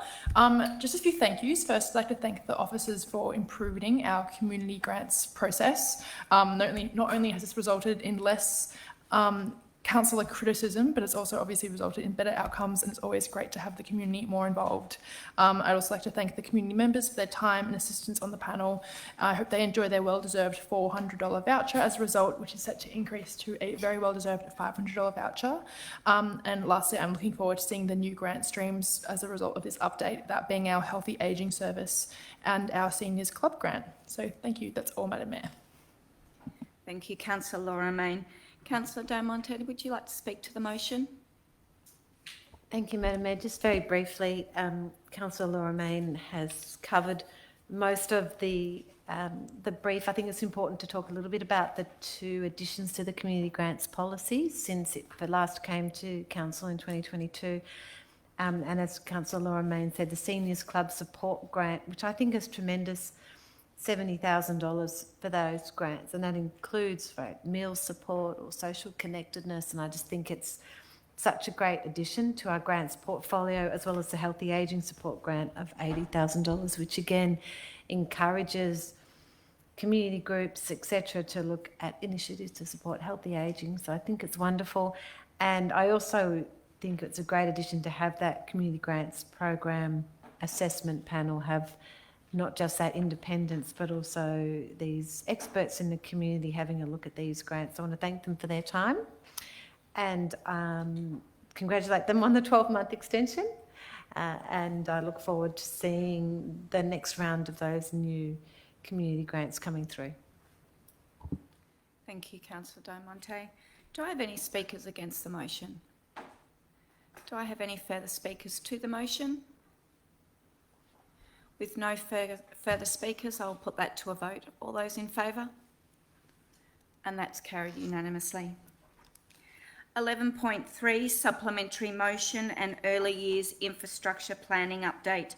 Do I have a mover of the motion? Thank you, Councillor Stephen Mayne. Do I have a seconder for the motion? Thank you, Councillor Jeff Goff. Councillor Stephen Mayne, would you like to speak to the motion? Thank you, Mayor. So this report follows a supplementary motion after we approved our community infrastructure plan, where councillors requested a report providing quite a bit of data and detail on our kindergarten facilities. And I'd like to start by thanking the officers very sincerely and saying how impressed I am with the quality of the report and the quality of the data that they have made public and made available to councillors. So we have 27 kindergarten services in Manningham. 26 of them are run out of council buildings. So it is probably, forget about pavilions, libraries, the single biggest facility that we offer to the community is 26 kindergarten buildings. And because all of them are outsourced, whether it's to, I think there's 18 that are run by local parent committees, and there's another, the balance are run largely by sort of professional not-for-profits which run clusters of kinders, as many as 65, I think, in one of them. So we don't have a lot of visibility into what happens in the kinder. Some councils actually run the kindergarten themselves. They have 100 staff and they employ the teachers and they run the whole thing. We are a fairly distant landlord. And we do have a stay-in-business capital allocation of about $200,000 a year for the 26 council-owned kinders, which is a fairly modest sum. But we have had an approach in recent years where, with the state government mandating and legislating for free 3-year-old kinder and 15 hours a week by 2029, and 4-year-old kinder moving to 30 hours a week by 2032, this is going to put a great strain on the kindergarten infrastructure to fulfil that state government policy. So I think council needs to lean in terms of understanding the data, understanding the occupancy, applying for grants, and our officers are doing a great job in applying for grants, and the Tunstall Square Kindergarten received a $744,000 grant, and we've also been given $2 million for the Gumnut Gully Kindergarten. And interestingly, the model is going to move, you'd think, with this increased intensification of use, to 2-room facilities, 2-room kindergartens. And we only have 2 of our 26, which are 2-room facilities. And most of those that are getting the capital works are delivering and coming back with a 2-room facility. So that is the game over the next 8 to 10 years, is who's managing the infrastructure, moving to 2-room facilities, coping with the growth, and we have close to 900 enrolled students, enrolled kids in our council-owned kindergartens managed by other bodies. And so this report provides us with the history of capital works, occupancy data, commentaries and ratings on the state of the buildings.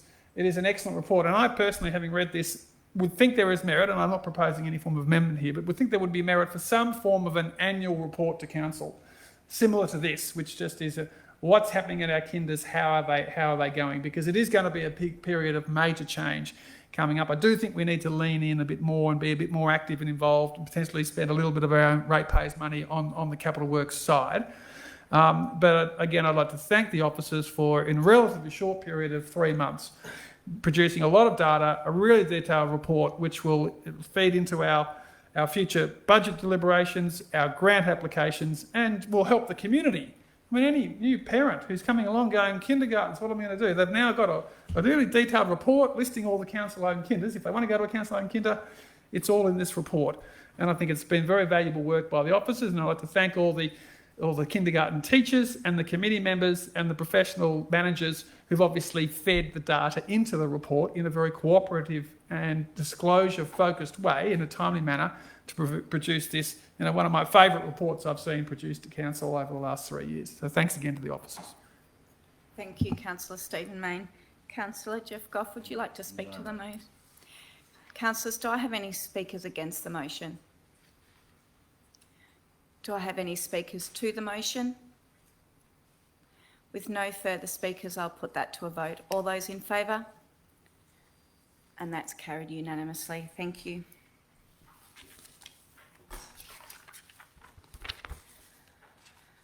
Item 11.4, endorsement of the advisory committee membership. Councillors, I wish to disclose that I have a conflict of interest in this item, the interest being both general and material conflict of interest, as my daughter has applied to become a member of the Manningham Youth Advisory Committee. I will be leaving the chamber for the duration of this matter. Councillor Laura Main, as Deputy Mayor, would you please assume chair as I leave the meeting for the duration of the item? Yes, Madam Mayor, I can assume the role of chairperson for this item.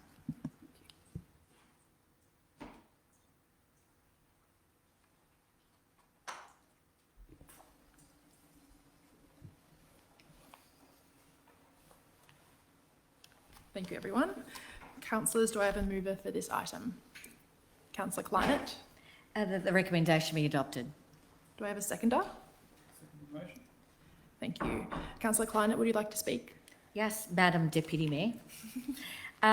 Yes, this is just to endorse some appointments for the following committees in they start in 2024 for the Arts Advisory Committee, Disability Advisory Committee, Youth Advisory Committee and the Healthy Ageing Advisory Committee. Please note that there was over 81 applications. That was more than 50%, more than double the required numbers that we needed for the committees, which is an absolute positive in one hand, but on the other hand, made it extremely difficult to appoint. And how that's done, it's for various ways. We look at making sure that we've got a cross-section across our municipality, a cross-section of diversity, of culture, background, age, intersectionality, the whole bit. Get that cross-section skill set, and it does make for a very, very hard decision. But this is purely to endorse those that are appointed. Those that were unsuccessful will receive a thank you, and I do highly encourage anyone that's applied to do that again and to stay connected with Manningham, because throughout the year, it does happen that sometimes people move on and are no longer able to commit to a committee. It may be that we have new committees and subcommittees and working groups that we seek applications for. So we're always looking for people. But it's just wonderful to see so many names that are first time on one of our committees, which is great to have that freshness, because one thing that's really important is when a first touch with council is a positive one, it's great. They can see and contribute to some of the great work of Manningham. So I hope that we'll endorse that this evening. Thank you.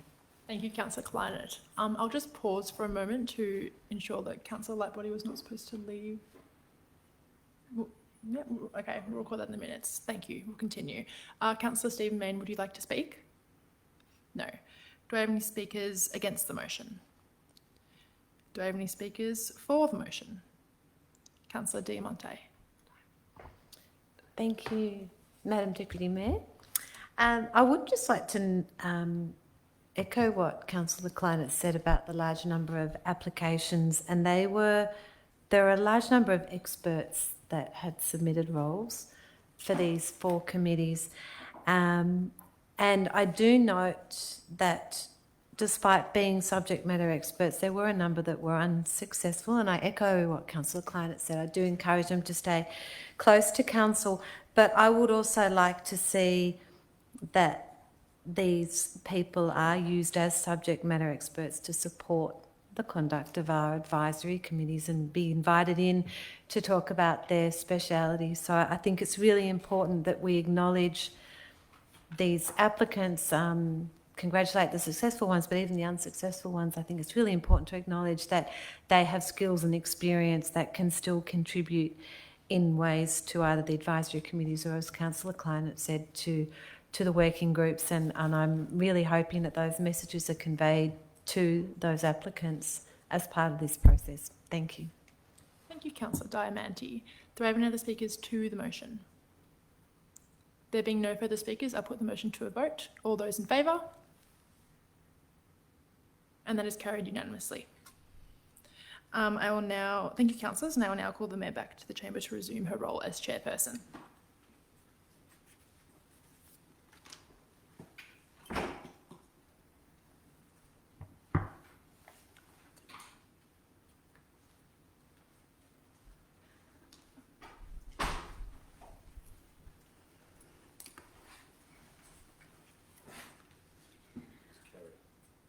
Item 13, experience and capability.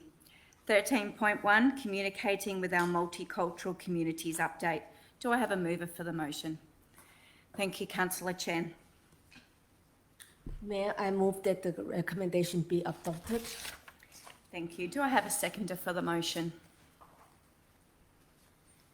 Thank you, Councillor Stephen Mayne. Councillor Anna Chen, would you like to speak to the motion? Yeah, thank you, Mayor. We all know that Manningham is a vibrant and diverse community with 44% residents born overseas and 46% speak a language other than English at home. There are also around about 70% who identify as having limited or no English skills at all.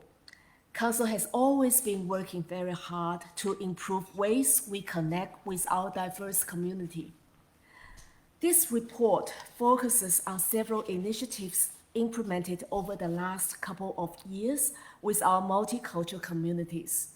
For example, we have made improvements to the website, Your Say Manningham, e-news, letters, translated fact sheet, easy English trial, and communication plans. We are also working on initiatives including partnering with Aligned Ledger, reviewing Manningham matters and e-news, improving letter templates, and focusing on information for new residents.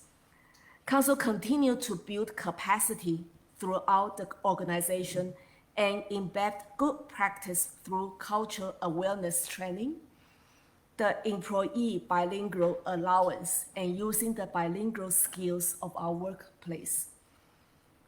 I'm delighted to see Council takes a fit-for-purpose communication plan approach and acknowledge that there is still more work to do. For example, the location of the translation button to align with other neighboring councils and our Your Say Manningham and Active Manningham websites to make it easier to get the content translated. Good communication is never a one-way process. Council can consider accept feedback from the community in their own languages, including in writing, via audio or video recording. This is the genuine and inclusive communication, in my opinion. The recent federal government's multicultural framework review did that for the first time, and it works. Overall, I congratulate officers for producing such a comprehensive report and look forward to improvements throughout the next 12 months. Thank you. Thank you, Councillor Anna Chen. Councillor Stephen Mayne, would you like to speak to the motion? Yeah, look, I think this is an unusual report to come to a council meeting, but I actually think it's really good and useful that it has. And so this would normally possibly just be a little update to councillors about how we're going with our servicing in multicultural communities.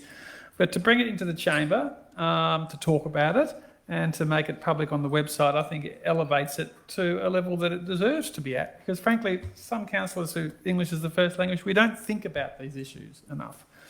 And I agree, the data was very interesting, looking at the Google Translate figures. 28,000 sessions so far this year, translations into Chinese. 28,000, that's a lot. Third was Korean, 1,100, then Japanese, Spanish, French, Vietnamese, German, and Italian only 200, and Greek only 113 translations. So we've got a big Italian and Greek communities, but they're increasingly second and third generation. And the report notes, and I'll quote from the report, it says, quote, "It is our hypothesis that Persian and Arabic are not on this list as machine translations for these languages are inaccurate, making them almost unreadable." Because as we all know, we have the largest Persian community, Iranian community in Australia, in Manningham. So you would have thought this would appear there, but Google hasn't yet got around to making their translation service actually service that community. So obviously that's something we'd like to see improved. So I'm looking forward to, we've got a multicultural advisory committee meeting on Thursday night. Looking forward, which is chaired by Councillor Chen. I'd like to thank Councillor Chen for making inquiries about this report. I'd like to thank Jude Whelan and her team for producing what is a very interesting report. I think we're doing well. There's always more to do, but it's really good to elevate this and just give it the status it deserves, because If 46.3% of our residents speak a language other than English at home, and 43.5% of them born overseas, well then we need to service them in a way and communicate with them in a way that they can understand. So this really matters in a great multicultural city like Melbourne, and Manningham is more multicultural than the average of Melbourne overall. So we need to do this well, and this is a good report assessing how we're going and what else we could do. Do I have any speakers against the motion? Do I have any speakers to the motion? Councillor Chen, would you like to close? No, she's allowed to still speak to the motion. Yep, no. Thank you. If there's no further speakers, then I will put that to a vote. All those in favour? And that is carried unanimously. Item 14, Chief Executive Officer. Item 14.1, Revised Instrument of Delegation to Members of Council Staff. Do I have a mover for the motion? I'd like to move that the recommendation be adopted. Thank you, Councillor Connellan. Do I have a seconder for the motion? I second the motion. Thank you, Councillor Laura Mayne. Councillor Andrew Connellan, would you like to speak to the motion? Councillor Laura Mayne, would you like to speak to the motion? Are there any speakers against the motion? Are there any speakers to the motion? If there's no further speakers, I'll put that to a vote. All those in favour? And that's carried unanimously.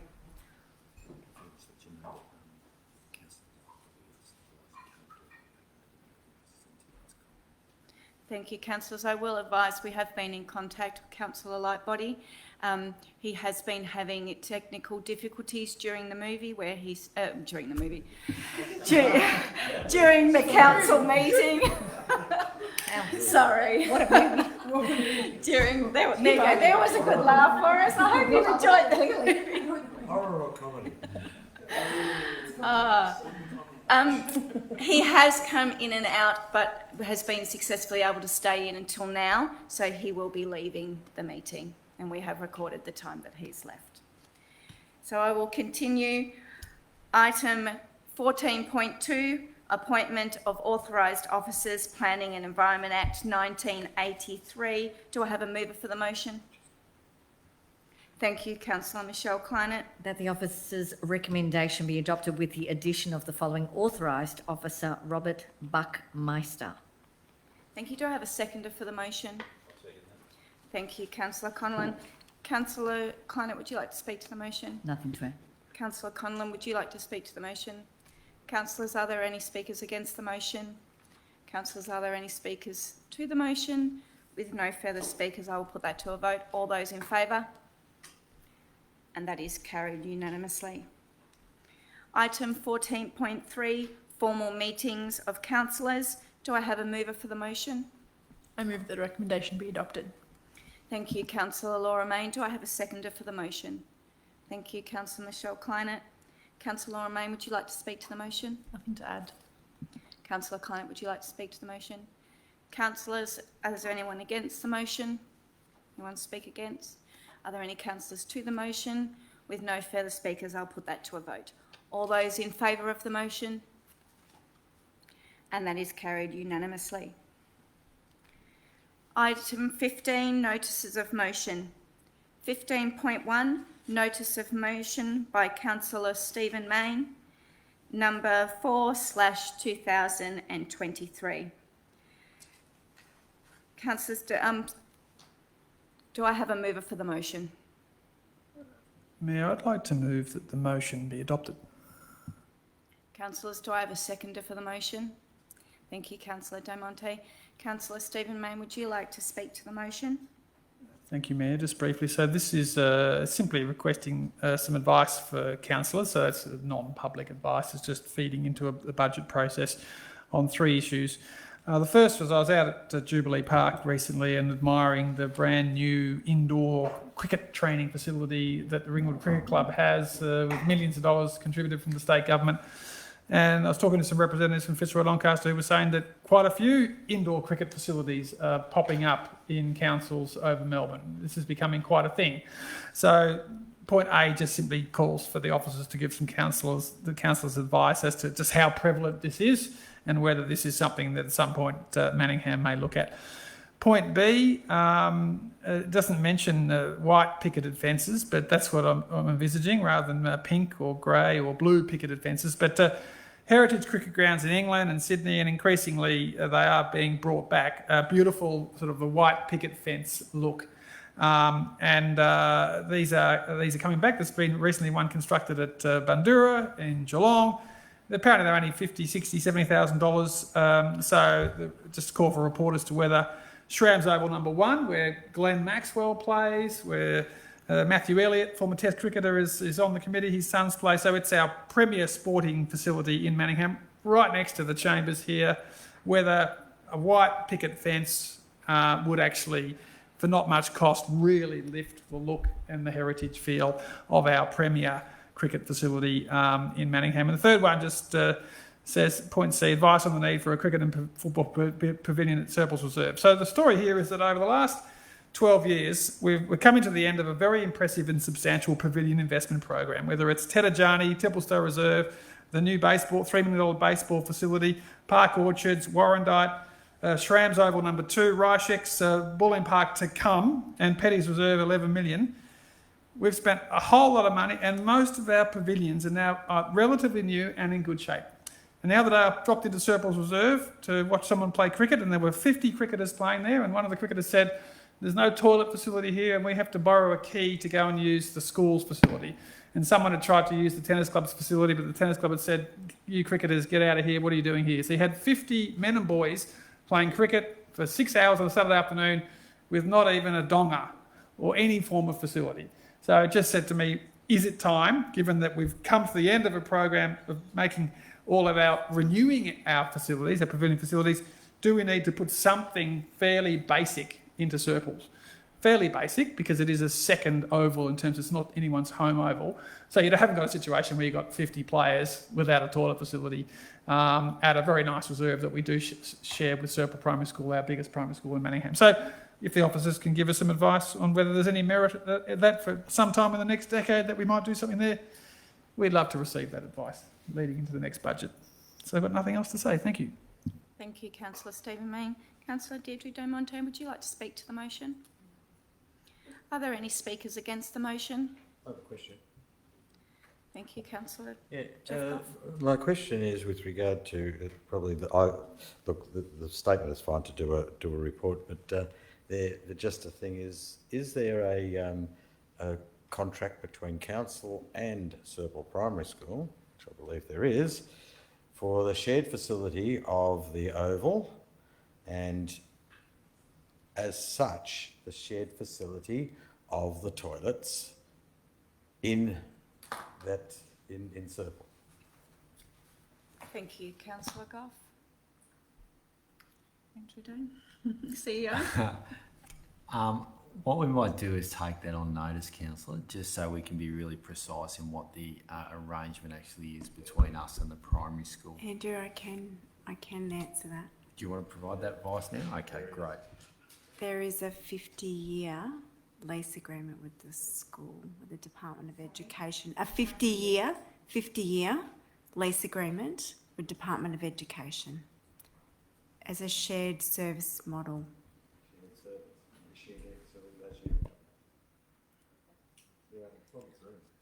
Thank you. Are there any speakers to the motion? Are there any further speakers? Thank you, Councillor Anna Chen.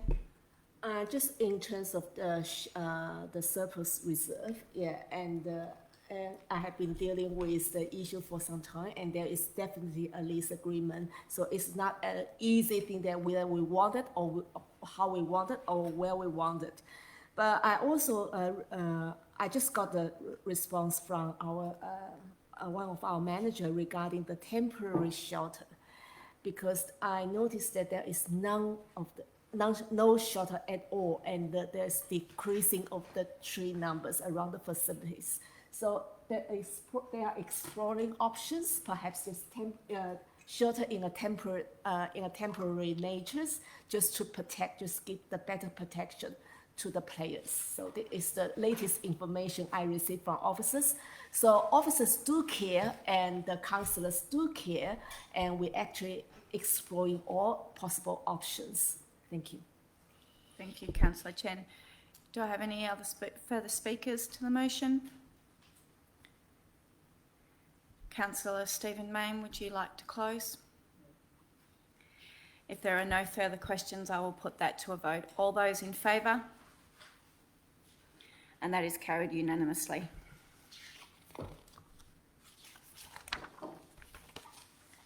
Item 16, urgent business.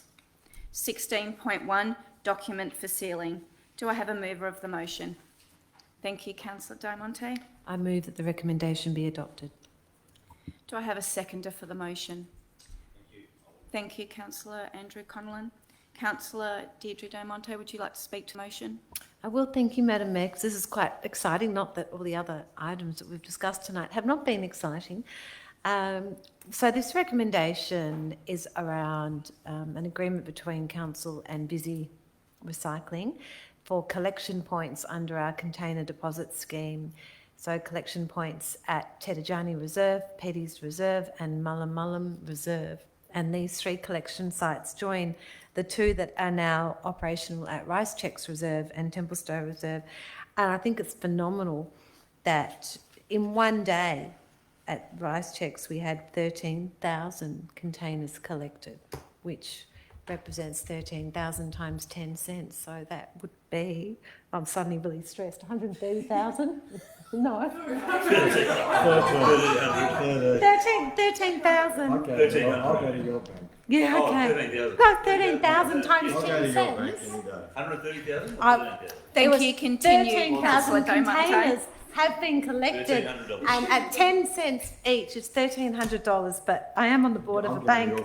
Anyway, I think it's tremendous, and all up, 82,000 containers were collected in 11 days. So I think it's wonderful. I do hear from our officers also that there has been a corresponding reduction in the number of bottles that are put into the recycling bins. So at Christmas time, if we're all struggling with our recycling, I encourage you to collect all of your tins and containers and cartons and head down to one of these collection points. So congratulations to the officers on this great scheme. Thank you, Councillor Diamonte. Councillor Andrew Connellan, would you like to speak to the motion? No, but I did actually have a question. I'll wait for question time. Sure. Are there any speakers against the motion? Are there any speakers to the motion? With no further speakers, I will put that to a vote. All those in favour? Thank you, and that's carried unanimously. Item 17, councillor reports and question time. Councillors, would anyone like to provide a report or raise a question? Thank you, Councillor Anna Chen. Great. I'm the first to report because I really have a lot of fun. And I attended the Doncaster Aero Modelers Christmas barbecue recently at Bulleen Park. It was very easy to go there. I mean, no problem driving to Bulleen Park, believe me. And to celebrate with the members to the end of the year. And the mayor and Councillor Clyde were also attended. And I believe that you too had a lot of fun. And Michael, my instructor, showed me how to fly a model aircraft without crushing it. It was really fun. And aero modeling, and in particular the radio-controlled aero modeling, is a fast-growing sport covering a wide range of types of aircraft and flying. The club caters for juniors to the most experienced seniors. So I encourage anyone in our community who would love to try something different and try some adventure, to give a go. There is more information on the club's website on dac.org.au. Thank you. Thank you, Councillor Anna Chen. Councillor Laura Mayne. Thank you, Madam Mayor. I would just like to congratulate our Year 12 class of 2023 who all received their ATAR results yesterday. Just sending them a big congratulations and that they should be proud of their result, no matter what it was. It is a very big and stressful year. And just remember that your ATAR is just a number and it certainly does not define you. Thank you, Councillor Laura Main. Councillor Andrew Conlon, you said you had a question. Yeah, I had a question just regarding the recycling. Do the officers know, do we have to, is it okay to put squashed bottles in as long as the barcode's there, or does they have to be? Councillor Conlon, do not crush your cans, or you need to keep them whole because it needs to read the barcode. No, don't crush them. No, they need to be whole. So in summary, that your containers, cartons and tins need to be whole, not crushed. Thank you, Councillor Conlon. Councillor Jeff Goff. Thank you, Madam Mayor. And I rise to ask my Christmas question. Christmas question is this. Are the parks of Manningham going to be mown so the grass is quite short by Christmas Day, Boxing Day and the day after and the day after, as young children throughout our municipality more and more with the downsizing of backyards are using our parks to celebrate Christmas, especially try out their toys? Just asking whether we could have a rundown at some stage sent to councillors of the days of which parks are being mown coming up to Christmas and the date before. And my second question is, I'm just wondering, the perpetual Manningham Road going down to Thompson's Road, where it's got the two different heights, we are growing lots of Christmas trees out of the concrete. They are quite high. Some of them are about 25 inches or 60 centimetres tall. They're sprouting out quite airs. I was very tempted driving home the other day to get my Christmas decorations and actually start decorating it because they were that big. So I'm wondering if we could get in touch with Vic Roads to let them know that it is their particular road, and B, whether we can actually clean that up so Manningham doesn't look a little bit too downtrodden or unkempt. And if we could just have a bit of a check around of our major roads prior to Christmas of eliminating, and perhaps may I suggest, and I know it's awful, but if we could actually do something more than just scratch the top or whippersnip them off because they grow back very quickly, if we can either put boiling water or poison or something in there to stop them regrowing again, because they grow back within a short time of being taken out. So we need to spend a bit more time, I believe, to do them properly. Thank you, Councillor Goff. I will ask Director of City Services, Rochelle Quattrocchi, to answer your question. Thank you, Councillor Goff, for your question. I do look forward to this question every year. Yes, we are prepared and ready for the holiday season. And in fact, I was just driving around earlier in the week and having a bit of a look around our key spots and areas where people do like to spend their time in celebrating the holiday season, and it's looking pretty terrific, particularly Ruffy Lake Park. However, there will be a schedule put in the bulletin for all councillors so you know what's happening and when. In particular, also looking at some of the construction sites and what closes down as well, so that you can ensure that there is someone keeping a monitoring eye over that holiday season.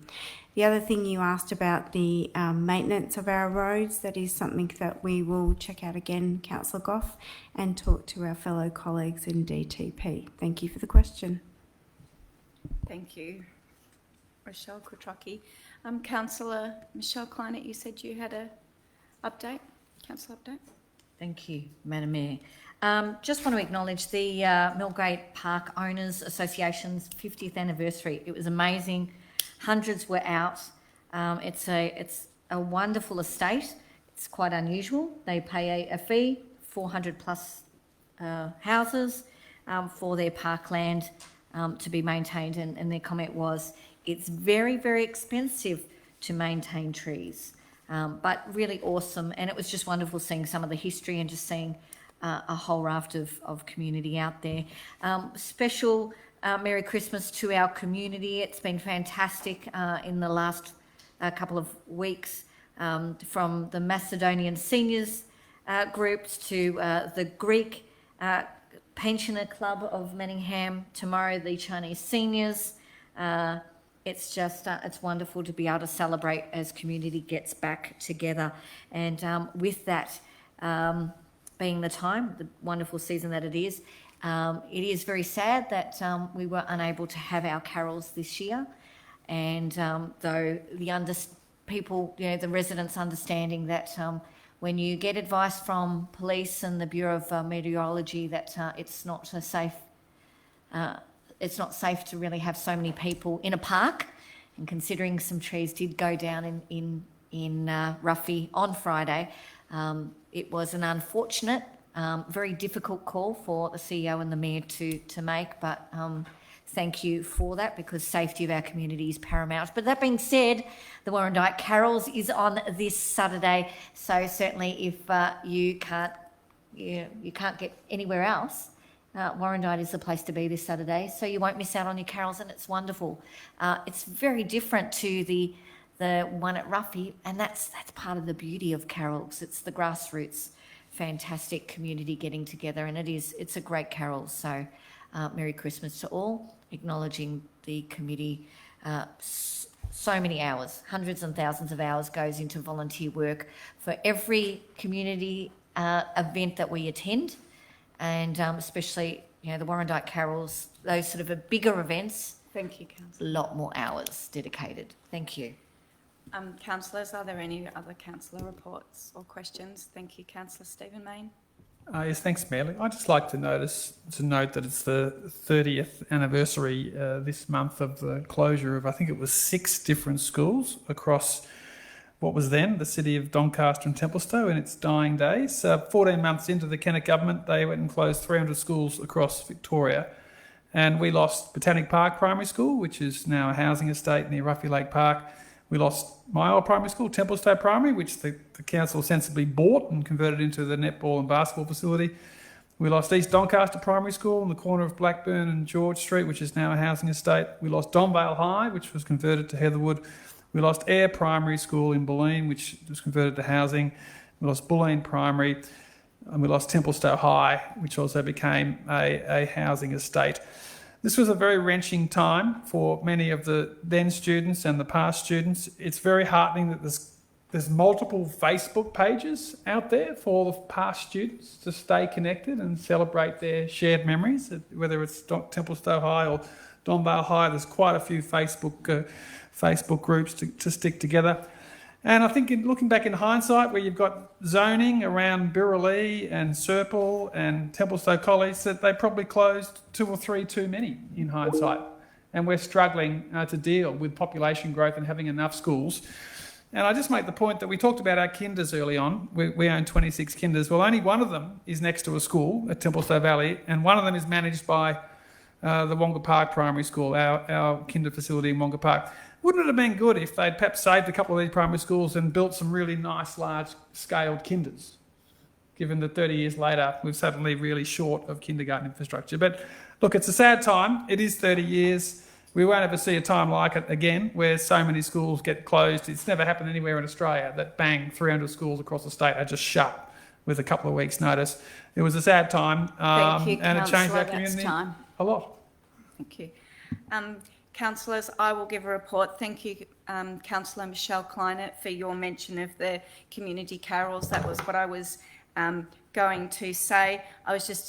Councillors, it was a pleasure to be able to actually attend the Lions Club of Park Orchards community carols and see the Domini Reserve and the oval there filled with people, children. They were the highlight, doing their conducting their performances, and the parents, the joy of them taking photos of their children and singing together Christmas carols.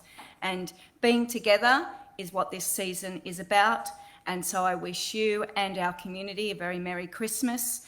May we have peace, unity and belonging between us all, and I also wish a Merry Christmas to our executive team and officers. So Merry Christmas to everyone. and us all. And on that note, I will say that the evening councillor reports is over and therefore the meeting is closed.